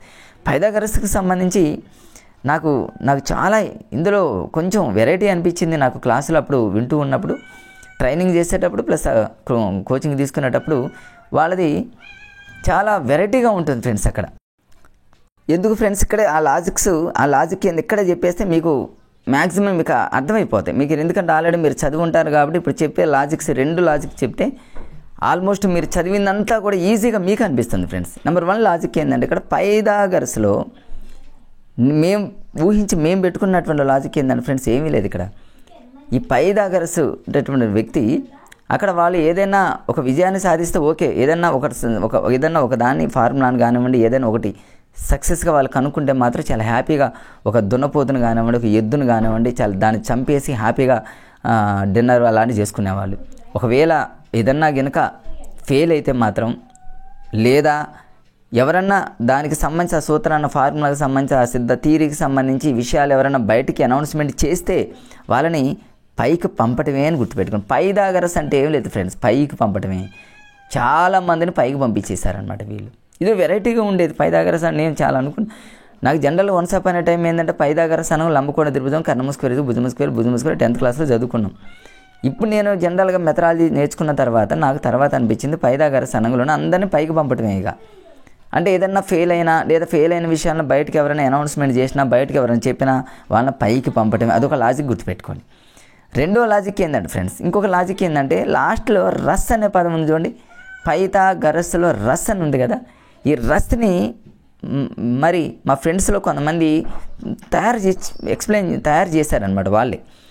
నేనైతే కాదు ఫ్రెండ్, మా ఫ్రెండ్స్లో మాకున్న 5గురిలో గుర్తు రావటం ఒక ఫ్రెండ్ తయారు చేశాడు. రస్ అంటే ఏమి లేదు ఫ్రెండ్, లాస్ట్ లెటర్ని ఫస్ట్ దేనికి ముందున్న లెటర్ని కలిపి సార్ అనే పదంతో లింక్ చేశాడు. సార్, రస్ అంటేనేమో సార్ అని గుర్తుపెట్టుకోండి. సార్ లేదా సార్ అంటే పైథాగరస్కి సంబంధించి ఆల్మోస్ట్ అన్ని సేవలు వాళ్ళు కనిపెట్టినవి, వాళ్ళు తయారు చేసి కనిపెట్టినవి అన్నీ కూడా సార్తో లింక్ పెట్టుకొని సరిపోతుంది. సార్ అంటే ఇక్కడ అంటే జెంట్స్ ఉంటారు, టీచర్లు, లేడీస్ ఉంటారు. అంటే జెంట్స్, లేడీస్ అనే పదం, ఆడవాళ్ళు, మగవాళ్ళు అనేటటువంటి పదం, అంటే ఈవెన్ నెంబర్, ఆడ్ నెంబర్లు అని కొన్ని ఉంటాయి, మీకు చూపిస్తా ఫ్రెండ్స్. అంటే బేస్ సంఖ్యలనేమో పురుష సంఖ్యలని, సరి సంఖ్యలనేమో స్త్రీ సంఖ్యలని. అంటే పురుష, లేడీ అంటే సార్ అనంగంలోనే మీకు ఐడియా వస్తుంది. రేపు ఎగ్జామ్లో పురుష, స్త్రీ అంటే జెంట్స్, లేడీస్ అనే పదాలను వాడితే మాత్రం పైథాగరస్ అని గుర్తుపెట్టుకోండి. రస్ అంటేనేమో సార్ అని గుర్తుపెట్టుకోండి. అట్లా అంటే రస్ అంటే రసం తాగుతారు సార్ అనో, లేకపోతే ఎట్లా మీకు అనుకూలంగా మీరు తయారు చేసుకోండి ఫ్రెండ్స్. అంతేగాని వచ్చేస్తే ఇప్పుడు చూపిస్తాను మీకు. ఇక పైథాగరస్ అంటేనా పైకి పంపటమే. ఎందుకు పైకి పంపిస్తారు ఏంటనేది మీ అందరికీ తెలుసు. ఇక్కడ ఈ వాళ్ళది ఏంటంటే 5 సీసాల నక్షత్రం అకాడమీ వాళ్ళది మీ అందరికీ తెలుసు, దాని జోలికి పోను. తర్వాత ఇక్కడ చూడండి, ఇక ఈ లంబకోణ త్రిభుజం కర్ణము అనే పదం ఇస్తే మాత్రం, డయాగ్నల్ అనేటటువంటి పదం ఇస్తే పైథాగరసే ఫ్రెండ్స్. మీరు కళ్ళు మూసుకొని పెట్టేయండి, అసలు ఆలోచించిన అవసరం లేదు. కొన్ని 0 నియమాలంటే భాస్కరాచార్యుడు, ఆర్యభట్ట కుట్టడం మిషన్ అనంగులోనే ఆర్యభట్ట. డయాగ్నల్ అనే పదం ఇస్తే మాత్రం, కర్ణం అనే పదం ఇస్తే మాత్రం 100% అది పైథాగరసే. ఇక ఎద్దును బలేటివి అన్నీ మీకు తెలుసు కదా ఫ్రెండ్స్. ఇట్లా √2 = మరి 1 తెలియనప్పుడు ఏం చేశారంటే, ఇప్పుడు √2 అనేది ఒక లంబకోణ ఒక ఇది ఉన్నప్పుడు ఇక్కడ √2 ఉంది ఫ్రెండ్స్. ఈ 1 వాళ్ళకి తెలియనప్పుడు వాళ్ళని అందరిని ఏం చేశారంటే వాళ్ళను కొంచెం రహస్యంగా ఉంచారు వాటిని. ఈ 1 అనేది వాళ్ళు ఐడెంటిఫై చేయలేదు ఫస్ట్. దీన్ని కొంచెం రహస్యంగా ఉంచితే కొంతమంది ఏం చేశారంటే ఓల్డ్ సినిమాలో టైప్ అనమాట. కొంచెం విషయాన్ని బయటకు పంపిస్తే వాటర్లోకి నెట్టేయటం అట్లా ఉంటుంది కదా ఫ్రెండ్స్. అట్లా వీళ్ళు సముద్రాల్లోకి దారుణంగా నెట్టేసి చంపేసేవాళ్ళు. దీన్ని తట్టుకోలేక కొంతమంది డెమోక్రటిక్ పార్టీ వాళ్ళు ఏం చేశారంటే ఆ పాఠశాల మొత్తాన్ని ధ్వంసం చేస్తే వెంటనే ఈ పైథాగరస్ అక్కడి నుంచి పారిపోయిండు. మరి ఆ పైథాగరస్ పాఠశాలలో ఉన్నటువంటి కొంతమంది వ్యక్తులే ఫిలోడ్యూస్, అదేవిధంగా ఆర్కిమెడిస్ మనందరికీ తెలుసు. అది మామూలు జనరల్ గుర్తుపెట్టుకోండి. కానీ వీళ్ళు గణితానికి చేసిన సేవలు మాత్రం చాలా ఇంపార్టెంట్. నెంబర్ 1 ఏంటంటే పైథాగరస్ వైశాల్యము అంటేనేమో, వైశాల్యం అంటే కర్ణము స్క్వేర్ ఈజ్ ఈక్వల్ టు భుజము స్క్వేర్ ప్లస్ భుజము స్క్వేర్ అంటేనేమో AB square plus BC square లాగా అనమాట. అంటే అంతే కదా friends, AC square equals to AB square plus BC square అని అంటాం. The area of right angle triangle. Pythagoras వైశాల్యానికి ఫార్ములా ఇది. వైశాల్యం అనే పదం ఇచ్చిన, కర్ణం అనే పదం ఇచ్చిన 100% అది ఏంటంటే పైథాగరస్ అని గుర్తుపెట్టుకోండి. ఇంకంతే. రెండో పాయింట్ జనరల్గా ఉంటే అది ఇంపార్టెంట్ కాదులే, కానీ 3వ పాయింట్ చూడండి ఫ్రెండ్స్. మళ్ళీ ఇక్కడ కర్ణం అనే పదం ఇచ్చిన, కర్ణము స్క్వేర్ ఈక్వల్స్ టు భుజము స్క్వేర్ ప్లస్ భుజము స్క్వేర్, ఇట్లాంటి పదాలు ఇస్తే మాత్రం ఫినిష్. 3వది ఏంటంటే ఇక్కడ చూడండి, జామితి పటాలను వివరించడానికి మొట్టమొదటి వీళ్ళు అక్షరాలను నేర్పారు. అక్షరాలని మీకు చెప్పా ఫ్రెండ్స్. ఇక్కడ పైథాగరస్లో రస్ అనే పదం లాస్ట్లో ఉంది. రస్ అంటే మీరు సార్ అని గుర్తుపెట్టుకోండి. సార్ పిల్లలకి ఏం నేర్పిస్తాడు ఫ్రెండ్స్? అక్షరాలనే కదా. అక్షరాలు అనే పదం ఇచ్చిన, కర్ణాలు అనే పదం ఇచ్చిన, వైశాల్యం అనే పదం ఇచ్చిన, నో డౌట్ ఫ్రెండ్స్ పైథాగరస్ అని మీరు పెట్టేయండి అంతేగా. 100% రైట్. అక్షరాలు ఎవరు నేర్పిస్తారు? Sir, teacher. సార్ అనే పదం మీరు ఎలా గుర్తుపెట్టుకుంటారు? మీకు తెలిసిపోయింది ఇక్కడ. ఎలా అంటేనమ్మా పైథాగరస్లో రస్ ఉంది కాబట్టి రస్ అంటేనమ్మా సార్ లాగా మీరు లింక్ చేసుకున్నారు అనమాట. ఇదొక లాజిక్ బాగుంది ఫ్రెండ్స్ నాకైతే. తర్వాత నెక్స్ట్ ఇంకోటి ఏంటంటే ఇక్కడ గణాల్లో గోళం, వృత్తాల్లో ఆకారాల్లో, మరి సమతల వృత్తాల్లో వృత్తం అనేది చాలా అందమైనది అనే పదం ఇస్తే పైథాగరస్లో రస్ అంటే ఏంది ఫ్రెండ్స్? సర్ అని గుర్తుపెట్టుకోండి. సార్ చాలా అందమైనటువంటి వ్యక్తి అని గుర్తుపెట్టుకోండి. లేదా మేడం చాలా అందమైనటువంటి మేడం అని గుర్తుపెట్టుకోండి. అంటే పురుషులు కానివ్వండి, స్త్రీలు కానివ్వండి, అది కూడా బిట్టుంది ఇక్కడ. పురుష టీచర్లు కానివ్వండి, లేడీ టీచర్లు కానివ్వండి, వాళ్ళంతా కూడా ఎలా ఉంటారు? అందమైన వాళ్ళు. అందము అనే పదం వాడిన, కర్ణం అనే పదం వాడిన, వైశాల్యం అనే పదం వాడిన. తర్వాత పురుష సంఖ్యలు ఇక్కడ చూడండి, ఇక్కడ సంఖ్యలను బేసిస్ సంఖ్యలను వర్గీకరణ చేసి, అంటేనేమో బేస్ సంఖ్యలనేమో పురుష సంఖ్యలు ఇక్కడ ఇచ్చాడు చూడండి ఫ్రెండ్స్. క్లియర్గా ఇక్కడ ఇచ్చాడు. చాలా ఇంపార్టెంట్. కొంచెం కిందకి వెళ్తున్నా ఆ పాయింట్ కోసం ఇక్కడ చూడండి, ఇక్కడ ఇచ్చాడు. బేస్ సంఖ్యలను పురుష సంఖ్యలని, సరి సంఖ్యలను స్త్రీల సంఖ్యలని. ఇంపార్టెంట్ కదా. Very important. అంటే బేస్ సంఖ్యలు, సరి సంఖ్యలు. దీని బేస్ సంఖ్యలు, సరి సంఖ్యలు కూడా గుర్తుపెట్టుకోవచ్చు ఫ్రెండ్స్. ఇప్పుడు పైథాగరస్ అన్న కూడా పైథాగరస్ ట్రిప్లెక్స్ అని మనకు తెలుసు. 3, 4, 5 అని మనకు తెలుసు.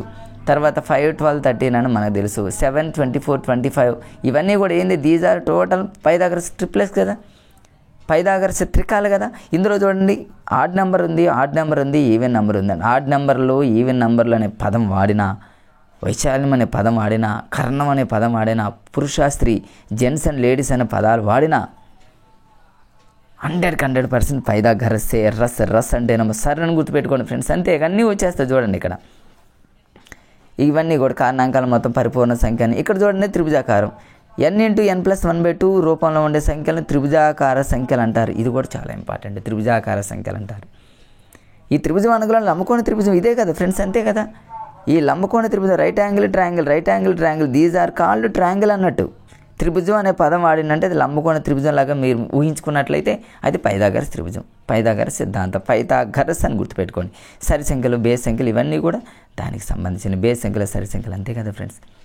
ఇక పైథాగరస్ని మీరు మర్చిపోతారా? నో, ఎట్టి పరిస్థితుల్లో మీరు మర్చిపోరు. అది నాకు అర్థమైపోయింది ఫ్రెండ్స్. ఇక తర్వాత ఇంతే ఫ్రెండ్స్. దీంట్లో ఇంకేమీ లేవు. యూక్లిడ్ అంతే. ఈ పైథాగరస్కి సంబంధించి అయిపోయింది ఫ్రెండ్స్. దానికి సంబంధించి ఇంకేమీ లేదు. యూక్లిడ్కి సంబంధించి ఇది డిఎడ్ సెకండ్ ఇయర్లో ఉంది. అదేవిధంగా బీఎడ్లో కూడా రెండింటిని కూడా నేను పేస్ట్ చేశాను, ఒకసారి చూపిస్తాను ఫ్రెండ్స్. బీఈడీలో కూడా బీఈడీ అకాడమీ బుక్లో కూడా ఉంది. ఇది కూడా ఫ్రెండ్స్, ఇది బీఈడీ అకాడమీ బుక్. పైదేమో డిఎడ్. రెండింటిని ఒక పైథాగరస్ మాత్రం ఒక డిఎడ్ సెకండ్ ఇయర్ అకాడమీలో ఉంది. అది దాన్ని అక్కడ పేస్ట్ చేశాను ఫ్రెండ్స్. ఇక్కడ చూద్దాం యూక్లిడ్కి సంబంధించి. ఈ యూక్లిడ్ని ఎట్లా గుర్తుపెట్టుకుంటారంటే చిన్న లాజిక్ ఫ్రెండ్స్, ఏమీ లేదు ఇక్కడ, చిన్న లాజిక్. లాస్ట్లో చూడండి యూక్లిడ్ అంటేనేమో కిడ్స్ అని గుర్తుపెట్టుకోండి. పిల్లలు ఉన్నారు కదా ఫ్రెండ్స్, కిడ్స్ అని గుర్తుపెట్టుకోండి. యూక్లిడ్లో కా అనే పదంతోనే మనం గ్రీకు అనే పదాన్ని కూడా మనం లింక్ చేసుకోవచ్చు ఫ్రెండ్స్. గ్రీకు గణిత శాస్త్రవేత్త. రేపు అడగవచ్చు యూక్లిడ్ అనుగులోనే గ్రీకా లేకపోతే జర్మనీనా ఫ్రాన్సా రకరకాలుగా అడగవచ్చు. ఏమో కన్ఫ్యూజ్ అయ్యేటటువంటి ఛాన్సెస్ ఉందేమో అని ఉద్దేశంతో ఈ లాజిక్తో మేము గుర్తుపెట్టుకున్నాం ఫ్రెండ్స్. యూక్లిడ్లో కా ఉంది కాబట్టి గ్రీకులో కూడా కా ఉంది కాబట్టి అట్లా గుర్తుపెట్టుకోండి ఫ్రెండ్స్. అంతే. ఇక యూక్లిడ్కి సంబంధించి మన భారతదేశానికి చేసినటువంటి సేవలు ఏంటంటే రెండు గ్రంథాలు రాశాడు ఫ్రెండ్స్. రెండు ఇంపార్టెంట్. ఒకటేమో ఎలిమెంట్స్, రెండోదేమో డాటా. డాటా అనేది ఇక్కడ ఉంటుంది, మీకు చూపిస్తా చూడండి ఫ్రెండ్స్. ఒకటి ఎలిమెంట్స్, రెండో గ్రంథం వచ్చేసి డాటా అనేటప్పుడు. ఈ రెండింటిని కూడా రీసెంట్గా చదువుతున్న మిత్రులు ఇప్పుడు ఎన్నో పుస్తకాలు మనం చదువుతూ ఉన్నప్పుడు కొన్ని సందర్భాల్లో సడన్గా రాకపోవచ్చు. ఎలిమెంట్స్ అనే గ్రంథాన్ని రాసింది ఎవరంటే టక్కన యూక్లిడ్ రాకపోవచ్చేమో. దానికి ఒక లాజిక్ ఉంది. ఎలిమెంట్స్ అంటే యూక్లిడ్ నువ్వు ఒక కిడ్వి. యూ అంటే నీవు, కిడ్ అంటేనేమో కిడ్స్, యూక్లిడ్ అంటేనేమో కిడ్స్ లాగా గుర్తుపెట్టుకుంటే అన్నీ వచ్చేస్తాయి ఫ్రెండ్స్. ఇక్కడ చూడండి, మేమైతే ఇలానే చదివాం. మా రూమ్మేట్స్లో ఉన్న 5 అవునుగట్లో. కిడ్స్ అంటే చూడండి, కిడ్స్ ఎవరు ఎలిమెంటరీ పాఠశాలలోనికి చదివేది. రేపు ఎలిమెంట్స్ అనే గ్రంథం అనంగులోనే ఎలిమెంటరీ అనంగులోనే కిడ్స్ గుర్తొస్తారు, యూక్లిడ్ అంతే. ఈ కిడ్స్ ఎలిమెంటరీ పాఠశాలలో చదివేటటువంటి పిల్లలు చాలామంది చూడండి, ఇంటి నుంచి స్కూల్కి పోయేటప్పుడు టాటా బాయ్ బాయ్లు చెబుతూ ఉంటారు. టాటా అనే డాటా అని గుర్తుపెట్టుకోండి, టాటా అని గుర్తుపెట్టుకోండి. డాటా అనే గ్రంథం చాలామంది డాటా అనంగులోనే ఏమో యూక్లిడ్ గుర్తొస్తుందో రాదు అనుకుంటారు. డాటా అంటే టాటా అంటేనేమి ఎవరు కిడ్డే చెప్తాడు, టాటా బాయ్ అని చెబుతూ ఉంటారు. ఎలిమెంట్స్ అంటే ఎలిమెంటరీ పాఠశాలని గుర్తుపెట్టుకోండి అంతే ఫ్రెండ్స్. ఇందులో ఈ రెండే చాలా ఇంపార్టెంట్. ఆ రెండింటిని గుర్తుపెట్టుకోండి. ఈ యూక్లిడ్ రాసినటువంటి ఎలిమెంట్స్ అనే గ్రంథంలో మొత్తం ఎన్ని భాగాలు ఉన్నాయంటే 13 భాగాలు ఉన్నాయి, గుర్తుపెట్టుకోండి. ఎలిమెంట్స్లో మా అంటేనేమో 3 అని గుర్తుపెట్టుకోండి. మా అంటే 3 అంతే. ఇక మిగతావి కొన్ని ఉంటాయి కానీ ఫ్రెండ్స్, ఇవన్నీ కూడా బీఈడీకి సంబంధించి స్కూల్ అసిస్టెంట్ వాళ్ళు జనరల్ పాయింట్స్ ఉంటాయి. అవి ఒక సీక్వెన్స్కి ఒక ఆర్డర్లో ఉంటాయి, అవి చూసుకోండి ఫ్రెండ్స్. తర్వాత ఇక్కడ ఇంకా ఈ యూక్లిడ్కి సంబంధించి ఎలిమెంట్స్ అనే గ్రంథం, ఇందులో ఇంకొక ఇంపార్టెంట్ బిట్ ఏంటంటే ఫ్రెండ్స్, చాలా ఇంపార్టెంట్. ఈ ఎలిమెంట్స్ గ్రంథానికి ఒక ఇంపార్టెంట్ ఉంది ఫ్రెండ్స్. అది ఏంటంటే మనందరికీ తెలుసు బైబిల్ని మనందరికీ తెలుసు. ప్రపంచంలోనే ఎక్కువగా అమ్ముడుపోయినటువంటి గ్రంథం ఏదైనా ఉందా అంటే అది బైబిలే, మనందరికీ తెలుసు. బైబిల్ తర్వాత ఎక్కువగా అమ్ముడుపోయిన గ్రంథం ఏంటి అని ఇప్పటికీ కూడా మనం చూస్తే మన క్రోమ్లో కనుక చూసినట్లయితే ఎలిమెంట్సే కనిపిస్తుంది ఫ్రెండ్స్. ఎలిమెంట్స్ అంత ఇంపార్టెంట్ అయినటువంటి మరి గ్రంథం ఎలిమెంట్స్ కాబట్టి ఎలిమెంట్స్ మీద ఎక్కువగా ఎగ్జామినర్ ఫోకస్ చేస్తారు. రేపు ఎగ్జామ్ అడగొచ్చు, బైబిల్ తర్వాత ఎక్కువగా అమ్ముడుపోయినటువంటి గ్రంథం ఏంటి అని అడగొచ్చు. అట్లా అడిగినప్పుడు మనం కన్ఫ్యూజ్ కాకుండా ఉండాలంటే ఎలిమెంట్స్ అంటేనా మనం అందరూ ఇక్కడ ఎలిమెంట్సే గుర్తుపెట్టుకోవాలి ఫ్రెండ్స్. డాటా అయితే కదా, డాటా అనేది ఏంటంటే అదొక విశ్లేషణకు సంబంధించింది, అంటే స్టాటిస్టిక్స్గా ఈ విశ్లేషణకు సంబంధించింది. అది టాటా లాగా మీరు కిడ్ లాగా మీరు గుర్తుపెట్టుకుంటారు. ఓకే, ఎలిమెంట్స్ అనే గ్రంథం అనేది చాలా ఇంపార్టెంట్, గుర్తుపెట్టుకోండి. అంటే ఎలిమెంట్స్ని బైబిల్తో ఎలా లింక్ చేసుకుంటారంటే ఎలిమెంటరీ స్థాయిలో ఉన్నటువంటి కిడ్స్ పిల్లలు కూడా బైబిల్ని చదువుతారని గుర్తుపెట్టుకోండి. బైబిల్ తర్వాత ఎక్కువగా అమ్ముడుపోయిన గ్రంథం ఏందని అడిగాడు అనుకోండి, ఎలిమెంట్స్ అని గుర్తుపెట్టండి. డాటా అయితే కాదు ఫ్రెండ్స్. మరి అలాంటి ఎలిమెంట్స్ గ్రంథాన్ని అబ్రహం లింకన్ కూడా చదివాడట, మామూలు విషయం కాదు ఫ్రెండ్స్. తన 40వ ఏట చదివాడంటే వండర్ఫుల్. ఎలిమెంట్స్ అనేది వెరీ పవర్ఫుల్ గ్రంథం కాబట్టి చదువుకోండి ఫ్రెండ్స్, అది కూడా చాలా ఇంపార్టెంట్. మరి యూక్లిడ్కి ఇంకొక బిరుదు ఉంది ఫ్రెండ్స్, చాలా చాలా చాలా చాలా ఇంపార్టెంట్, ఫాదర్ ఆఫ్ జామెట్రీ. రేఖాగణిత పితామహుడు ఎవరు అంటేనేమో యూక్లిడే. ఎట్లా గుర్తుపెట్టుకో, యూక్లిడ్ అంటే కిడ్సే కదా ఫ్రెండ్స్, వాళ్ళే కదా కిరణాలను గీయటం, రేఖాఖండాలను గీయటం, అంతే కదా ఫ్రెండ్స్. తర్వాత సారీ ఫ్రెండ్స్, ఇది కిరణం కాదు. కిరణం అంటేనేమో ఇలా ఉంటుంది, ఒకే ఒక మన కేంద్ర బిందువు ఉంటుంది. కిరణాలు కానివ్వండి, రేఖలను కానివ్వండి, రేఖాఖండాలను కానివ్వండి, ఇట్లా జామితికి సంబంధించి ఎవ్రీది కూడా ప్రతి పాయింట్ని కూడా అంటే రేఖలను గీయటం, కిరణాలను గీయటం, ఇవన్నీ గీసేటటువంటి ఇది ఎవరు అంటే కిడ్సే కదా, పిల్లలే. కాబట్టి కిడ్స్ అని గుర్తుపెట్టుకోండి. యూక్లిడ్ అనేటటువంటి పదం మీకు గుర్తొస్తుంది. సో జామెట్రీ అనంగులోనే, ఫాదర్ ఆఫ్ జామెట్రీ అనంగులోనే కిడ్స్ అని గుర్తుపెట్టుకోండి, యూక్లిడ్, నో డౌట్ ఫ్రెండ్స్. అంతే. ఇది DEd, D for dog, DEd second ఇయర్కి సంబంధించిన బుక్. నేను ఇప్పుడు దీన్ని బీఈడి ఫ్రెండ్స్, ఇప్పుడు మీకు చూపిస్తున్నటువంటి పేస్ట్ చేసింది బీఈడి, సేమ్ ఉంది, కావాలని చూడండి ఫ్రెండ్స్. ఏమైనా మార్పు ఉందంటేనే ఏమీ లేదు. డాటా అనే గ్రంథం, ఎలిమెంట్స్ 13, కొంచెం కూడా మార్పులు అనేవి ఏమీ లేవు ఫ్రెండ్స్. ఇవన్నీ కూడా అంత మామూలు కూడా. బైబిల్ని మినహాయిస్తే ఎక్కువ మంది అమ్ముడు పోయినటువంటి గ్రంథం ఏంటంటే ఎలిమెంట్స్ అనే గ్రంథం. అబ్రహం లింకన్ ఇక్కడ ఇచ్చాడు. అబ్రహం లింకన్ తన 40వ ఏట, ఈ ఇయర్ కూడా 40వ ఏట, డిటో, ఫాదర్ ఆఫ్ జామెట్రీ, ఇవన్నీ కూడా యాజ్ ఇట్ ఈజీగా కాకపోతే ఇక్కడ డాటాకి సంబంధించి బీఈడి బుక్లో ఒకటి ఇచ్చాడు ఫ్రెండ్స్, డాటా డిఎడ్లో ఇవ్వలేదు. డిఎడ్ డాటా అనేది ఏంటంటే మరి విశ్లేషణకు సంబంధించింది, స్టాటిస్టిక్స్లో విశ్లేషణ ఎనాలిసిస్కి సంబంధించింది డాటా, కాబట్టి అది ఒకటి గుర్తుపెట్టుకోండి ఫ్రెండ్స్. ఇప్పుడు శ్రీనివాస రామానుజన్ 1 minute ఈ వీడియో దీంతో అయిపోతుంది ఫ్రెండ్స్. శ్రీనివాస రామానుజన్ తర్వాత ఇంకొక సైంటిస్ట్ ఉంటారు, అది స్కూల్ అసిస్టెంట్ బీఈడికి సంబంధించింది, అది ఒక్కటి చెప్తే అయిపోతుంది. ఇది జస్ట్ ఒక 5 నిమిషాల్లోపే ఈ వీడియోని కంప్లీట్ చేసేద్దాం ఫ్రెండ్స్. శ్రీనివాస రామానుజన్ అనగానే మరి మన భారతదేశంలో అసలు గణిత మేధావి అంటేనే శ్రీనివాస రామానుజన్. చాలా కనుక్కున్నాడు కదా ఫ్రెండ్స్. వాటన్నింటిని మనం చాలా లాజికల్గా ఎలా గుర్తుపెట్టుకోవాలి ఈ వీడియోలో చూద్దాం ఫ్రెండ్స్. చాలా ఈజీని ఫాస్ట్గా మనం చూద్దాం ఫ్రెండ్స్. ఇక్కడ చూడండి ఒకసారి టెట్ ఎగ్జామ్లో ఫ్రెండ్స్ శ్రీనివాస రామానుజన్ ఎప్పుడు ఏ ఇయర్లో మరి జన్మించడం జరిగిందని ఇచ్చాడు ఫ్రెండ్స్. ఈ ఇయర్లో ఫ్రెండ్స్, మంత్ కాదు, మనందరికీ తెలుసు December 22 అంటే గణిత దినోత్సవం, మనందరికీ తెలుసు. ఇది తెలుసు కాబట్టి ఇది తిరగట్లేదు. ఎగ్జామినర్ ఫోకస్ చేసింది ఇయర్ మీద కాబట్టి 1887 ఫ్రెండ్స్. 1887లో క్రీస్తు శకం 1887 December 22. డిసెంబర్ చూడండి, డిసెంబర్ నెల 12, 22 ఇయర్ కూడా చూడండి చాలా అద్భుతంగా ఉంది 12. శ్రీనివాస రామానుజన్ ప్రతి పాయింట్ కూడా వెరైటీగా ఉంటుంది. అందుకని చివరి టైంలో చనిపోయేటప్పుడు కూడా శ్రీనివాస రామానుజన్ 1729 అనేటువంటి నెంబర్ని కనుక్కున్నాడంటే ఆయన అంటేనే ఏదో వెరైటీగా ఉంటుంది అంతే. ఇయర్ చూడండి 22 ఇయర్ అంటున్నా ఫ్రెండ్స్, డేటు 22, మంత్ కూడా 12 అని గుర్తుపెట్టుకోండి. 1887 ఫ్రెండ్స్. 1887లో చూడండి అన్నీ 888 లాగా ఉంది, కాకపోతే 1887 ఫస్ట్ నెంబర్ లాస్ట్ నెంబర్ కలిపామనుకోండి అప్పుడు 80 వస్తుంది. ఏదైనా వెరైటీగా కనిపిస్తే అది Srinivasa Ramanujan, no doubt friends. ఎక్కడ అంటేనేమో మద్రాసు రాష్ట్రంలోని ఈరోడ్ అనే గ్రామంలో జన్మించిండు.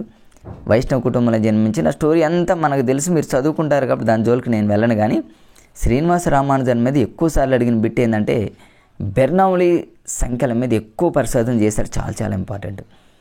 అసలు మ్యాథ్స్కి సంబంధించి ఫ్రెండ్స్, అసలు మ్యాథ్స్ని కనిపెట్టింది ఎవరైనా పిల్లలు మనల్ని అడిగారు అనుకోండి, మనం టక్కని చెప్పేయచ్చు శ్రీనివాస రామానుజన్ చెప్పేయండి ఫ్రెండ్స్, నో డౌట్.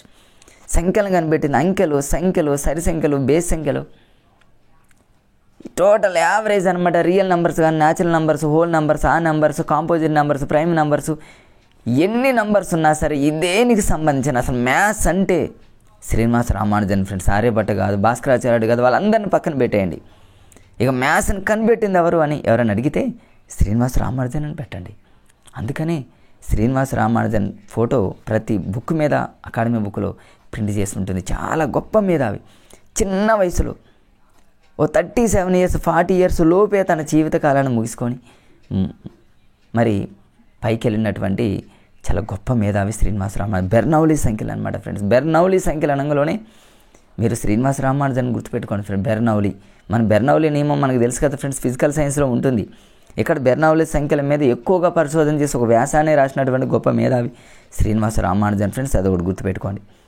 ఓకే, అదొకటి గుర్తుంటుంది. ఓకే, తర్వాత శుద్ధ గణిత, ప్యూర్ మ్యాథ్స్కి సంబంధించి శుద్ధ గణిత శాస్త్రవేత్తల్లో శ్రీనివాస రామానుజన్ ఒకళ్ళనమాట. ఈ సంఖ్యావాదం అంటేనేమో థియరీ ఆఫ్ నంబర్ థియరీ కానీ, నంబర్ సిస్టమ్ కానీ, ఇవి ఒకటి ఫ్రెండ్స్. బెర్నౌలీ సంఖ్యలు లేదు, ఆ సంఖ్యలు, ఈ సంఖ్యలు, ఏ సంఖ్యలు అన్నా కూడా శ్రీనివాస రామానుజన్ ఎగ్జామ్లో వస్తే పెట్టేయనంతే. సంఖ్యలనే పదం ఇస్తే కన్ఫ్యూజ్గా ఉన్నాయి, కొన్ని చెప్తాను. సంఖ్యలనే పదం వాడితే శ్రీనివాస రామానుజన్ ఫ్రెండ్స్ అంతే.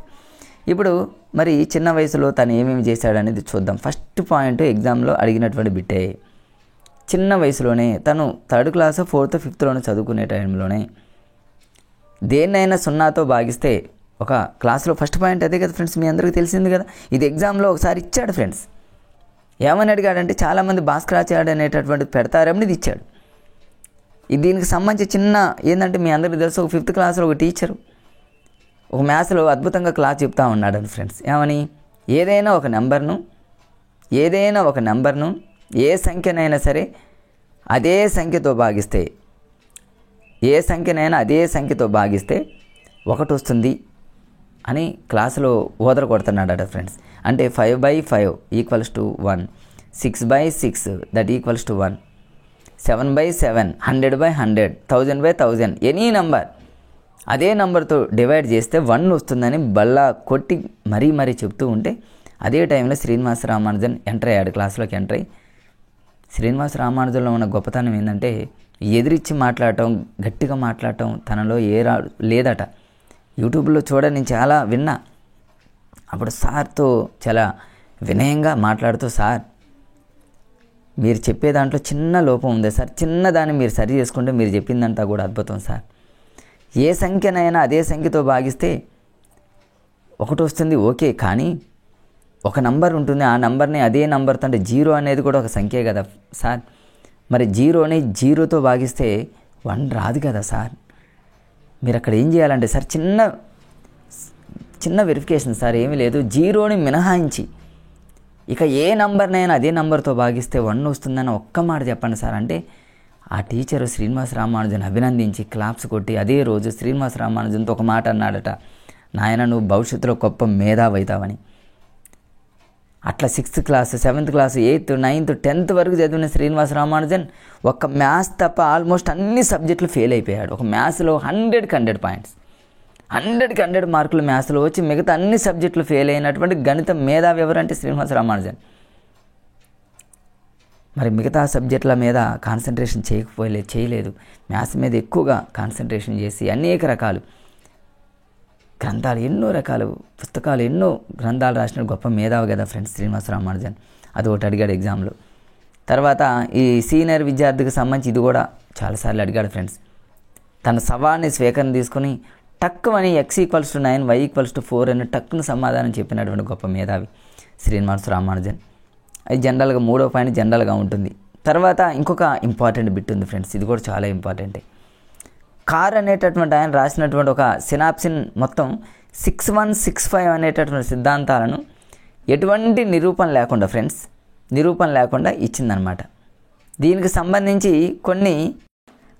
సంబంధించి ఫ్రెండ్స్ వేరే ఎటువంటి మెటీరియల్ ఎక్కడ దొరకలేదుగా.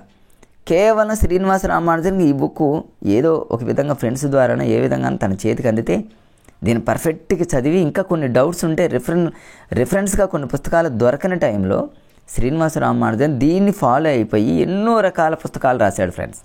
అంటే శ్రీనివాస రామానుజను చదువుకున్నటువంటి బుక్, తనకిష్టమైనటువంటి బుక్ అంటే కార్ రాసినటువంటి సినాప్సిన్ మొత్తం 6165 సిద్ధాంతాలను ఎటువంటి నిరూపణ లేకుండా, ఇది ఒకటి ఇంపార్టెంట్, అది ఒకటి చూసుకోండి ఫ్రెండ్స్. టెక్స్ట్ బుక్లో అది ఒకటి ఉంది కాబట్టి.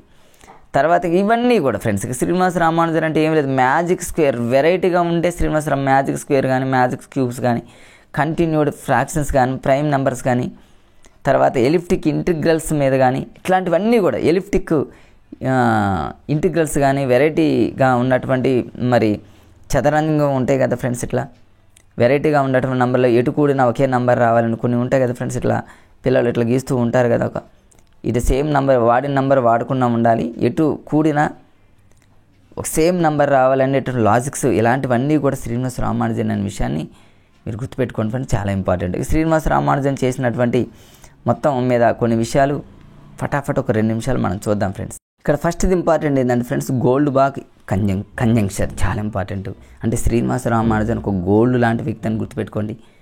అంటే 2 కంటే పెద్దదైన ప్రతి సరి సంఖ్యను 2 ప్రధాన సంఖ్యల మొత్తంగా రాయటం, ఇట్లా వెరైటీగా అనమాట. తను ఏది చేసినా కూడా 1729 ఉంది ఫ్రెండ్స్. దాన్ని ఏ విధంగా రాశాడు శ్రీనివాస రామానుజన్, ఇక్కడ ఉంటుంది చూడండి, అది కూడా మీకు చూపిస్తాను. 1729 ఒక వెరైటీగా రాస్తాడు.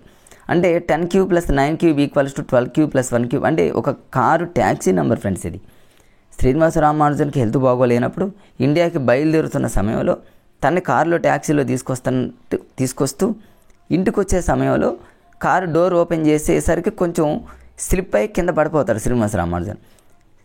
పడిపోతూ తన కారు ముందున్నటువంటి ఆ నంబర్ని చూసి ఆ కారు డ్రైవర్తో ఒక మాట చెప్పాడనమాట, ఏమయ్యా నీ కారు నెంబర్కి చాలా ప్రత్యేకత ఉంది అంటే, అప్పుడు వాళ్ళందరూ అంటారు, సార్ ఇదంతా ఎందుకు, కొంచెం మీరు వెళ్ళండి అంటే, నో నీ కారుకు ఒక నెంబర్ ఉంది, ఒక ప్రత్యేకత ఉంది, అది నీకు చెప్పాలి అని చెప్పి చనిపోయినటువంటి గొప్ప మేధావి. చూడండి, అసలు మనకి ఏదైనా చూడగానే వెంటనే థాట్ వస్తుందా అంటే, చింపాంజీ కోహిలర్ లాగా సైకాలజీ లాగా టక్కన 1729 కారు నెంబర్ ఇది ఫ్రెండ్స్.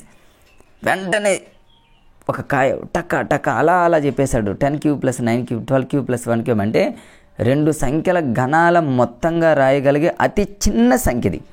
ఇట్లాంటివి ఉన్నాయి, బట్ 2 సంఖ్యల గణాల మొత్తంగా రాయగలిగే అతి చిన్న సంఖ్య ఏంది అంటే 1729 అని.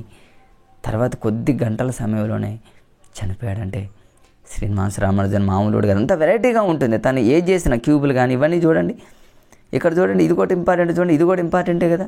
2తో ప్రారంభించి ఇక్కడ 2 + 1/4 దాన్ని ఇక్కడ సింప్లిఫై చేసి మళ్ళీ దాన్ని మళ్ళీ 1/4తో సింప్లిఫై చేస్తే ఎలా వస్తుందనేది ఒకటి. మాక్ థీటా ఫంక్షన్ అన్నమాట. మాక్ థీటా ఫంక్షన్ మీద ప్రయోగాలు చేసినటువంటి వ్యక్తి మాక్ థీటా ఫంక్షన్, ఇది కూడా ఇంపార్టెంట్ ఫ్రెండ్స్, గుర్తుపెట్టుకున్నది ఒకటి. తర్వాత ఈ గోల్డ్ బాక్ అనేది ఇంతకుముందు మీకు చెప్పాను, గోల్డ్ లాంటి వ్యక్తి అని గుర్తుపెట్టుకోండి ఒక లాజిక్గా. తర్వాత 1729. ఇక తర్వాత ఈ సౌష్ఠవాలు కూడా చాలా ఇంపార్టెంట్. మనకు 8th క్లాస్లో మ్యాథ్స్లో సౌష్ఠవాలకు సంబంధించి ఒక ఫేమస్ ఒక టాపిక్ ఉంది ఫ్రెండ్స్, చాలా ఇంపార్టెంట్ అది ఎస్జిటి వాళ్ళకి. ఆ సౌష్ఠము అనేటటువంటి పదం, ఆ సౌష్ఠవాలకు సంబంధించి ఎక్కువగా ప్రయోగాలు చేసినటువంటి వ్యక్తి ఎవరంటే శ్రీనివాస రామానుజన్. అది ఒకటి గుర్తుపెట్టుకోండి ఫ్రెండ్స్. ఇవన్నీ కూడా సమున్నత సంఖ్యలు, కాంపోజిట్ నంబర్స్, ప్రైమ్ నంబర్స్, ఇవన్నీ కూడా. ఇక శ్రీనివాస రామానుజన్కి సంబంధించి 5 విలువ కూడా ఉంది ఫ్రెండ్స్. ఇవన్నీ ఒకసారి ఒక లుక్ వేయండి. 5 విలువలకు సంబంధించి ఒక 2, 3 ఉన్నాయి. ఇది ఒకటి 5 విలువ ఉంది ఫ్రెండ్స్. ఇక్కడ 1, 2, 3 ఒక కొన్ని 5 విలువలు ఉన్నాయి కాబట్టి వాటిని కూడా కొంచెం నోట్ చేయండి. మీరు కొంచెం గుర్తుపెట్టుకోవడానికి ప్రయత్నం చేయండి ఫ్రెండ్స్. వీడియో అనేది కొంచెం హెవీ అవుతుంది కాబట్టి కొంచెం ఫాస్ట్గా కంప్లీట్ చేసే ప్రయత్నం చేస్తాను. ఇవన్నీ మీకు తెలుసు కాబట్టి నేను కొంచెం స్పీడ్గా వెళ్తాను ఫ్రెండ్స్. ఇక శ్రీనివాస రామానుజన్కి fellow of the Royal Society, fellow of the Trinity College వాళ్ళు ఒక మంచి గౌరవాన్ని ఇచ్చి సత్కరించారు. ఈ 2 కూడా చాలా ఇంపార్టెంట్, చూసుకోండి ఫ్రెండ్స్. తర్వాత ఇక శ్రీనివాస రామానుజన్ మరణించిన డేట్ కూడా ఇంపార్టెంట్. 1920 ఏప్రిల్ 26th అనమాట. అది ఒకటి గుర్తుపెట్టుకోండి.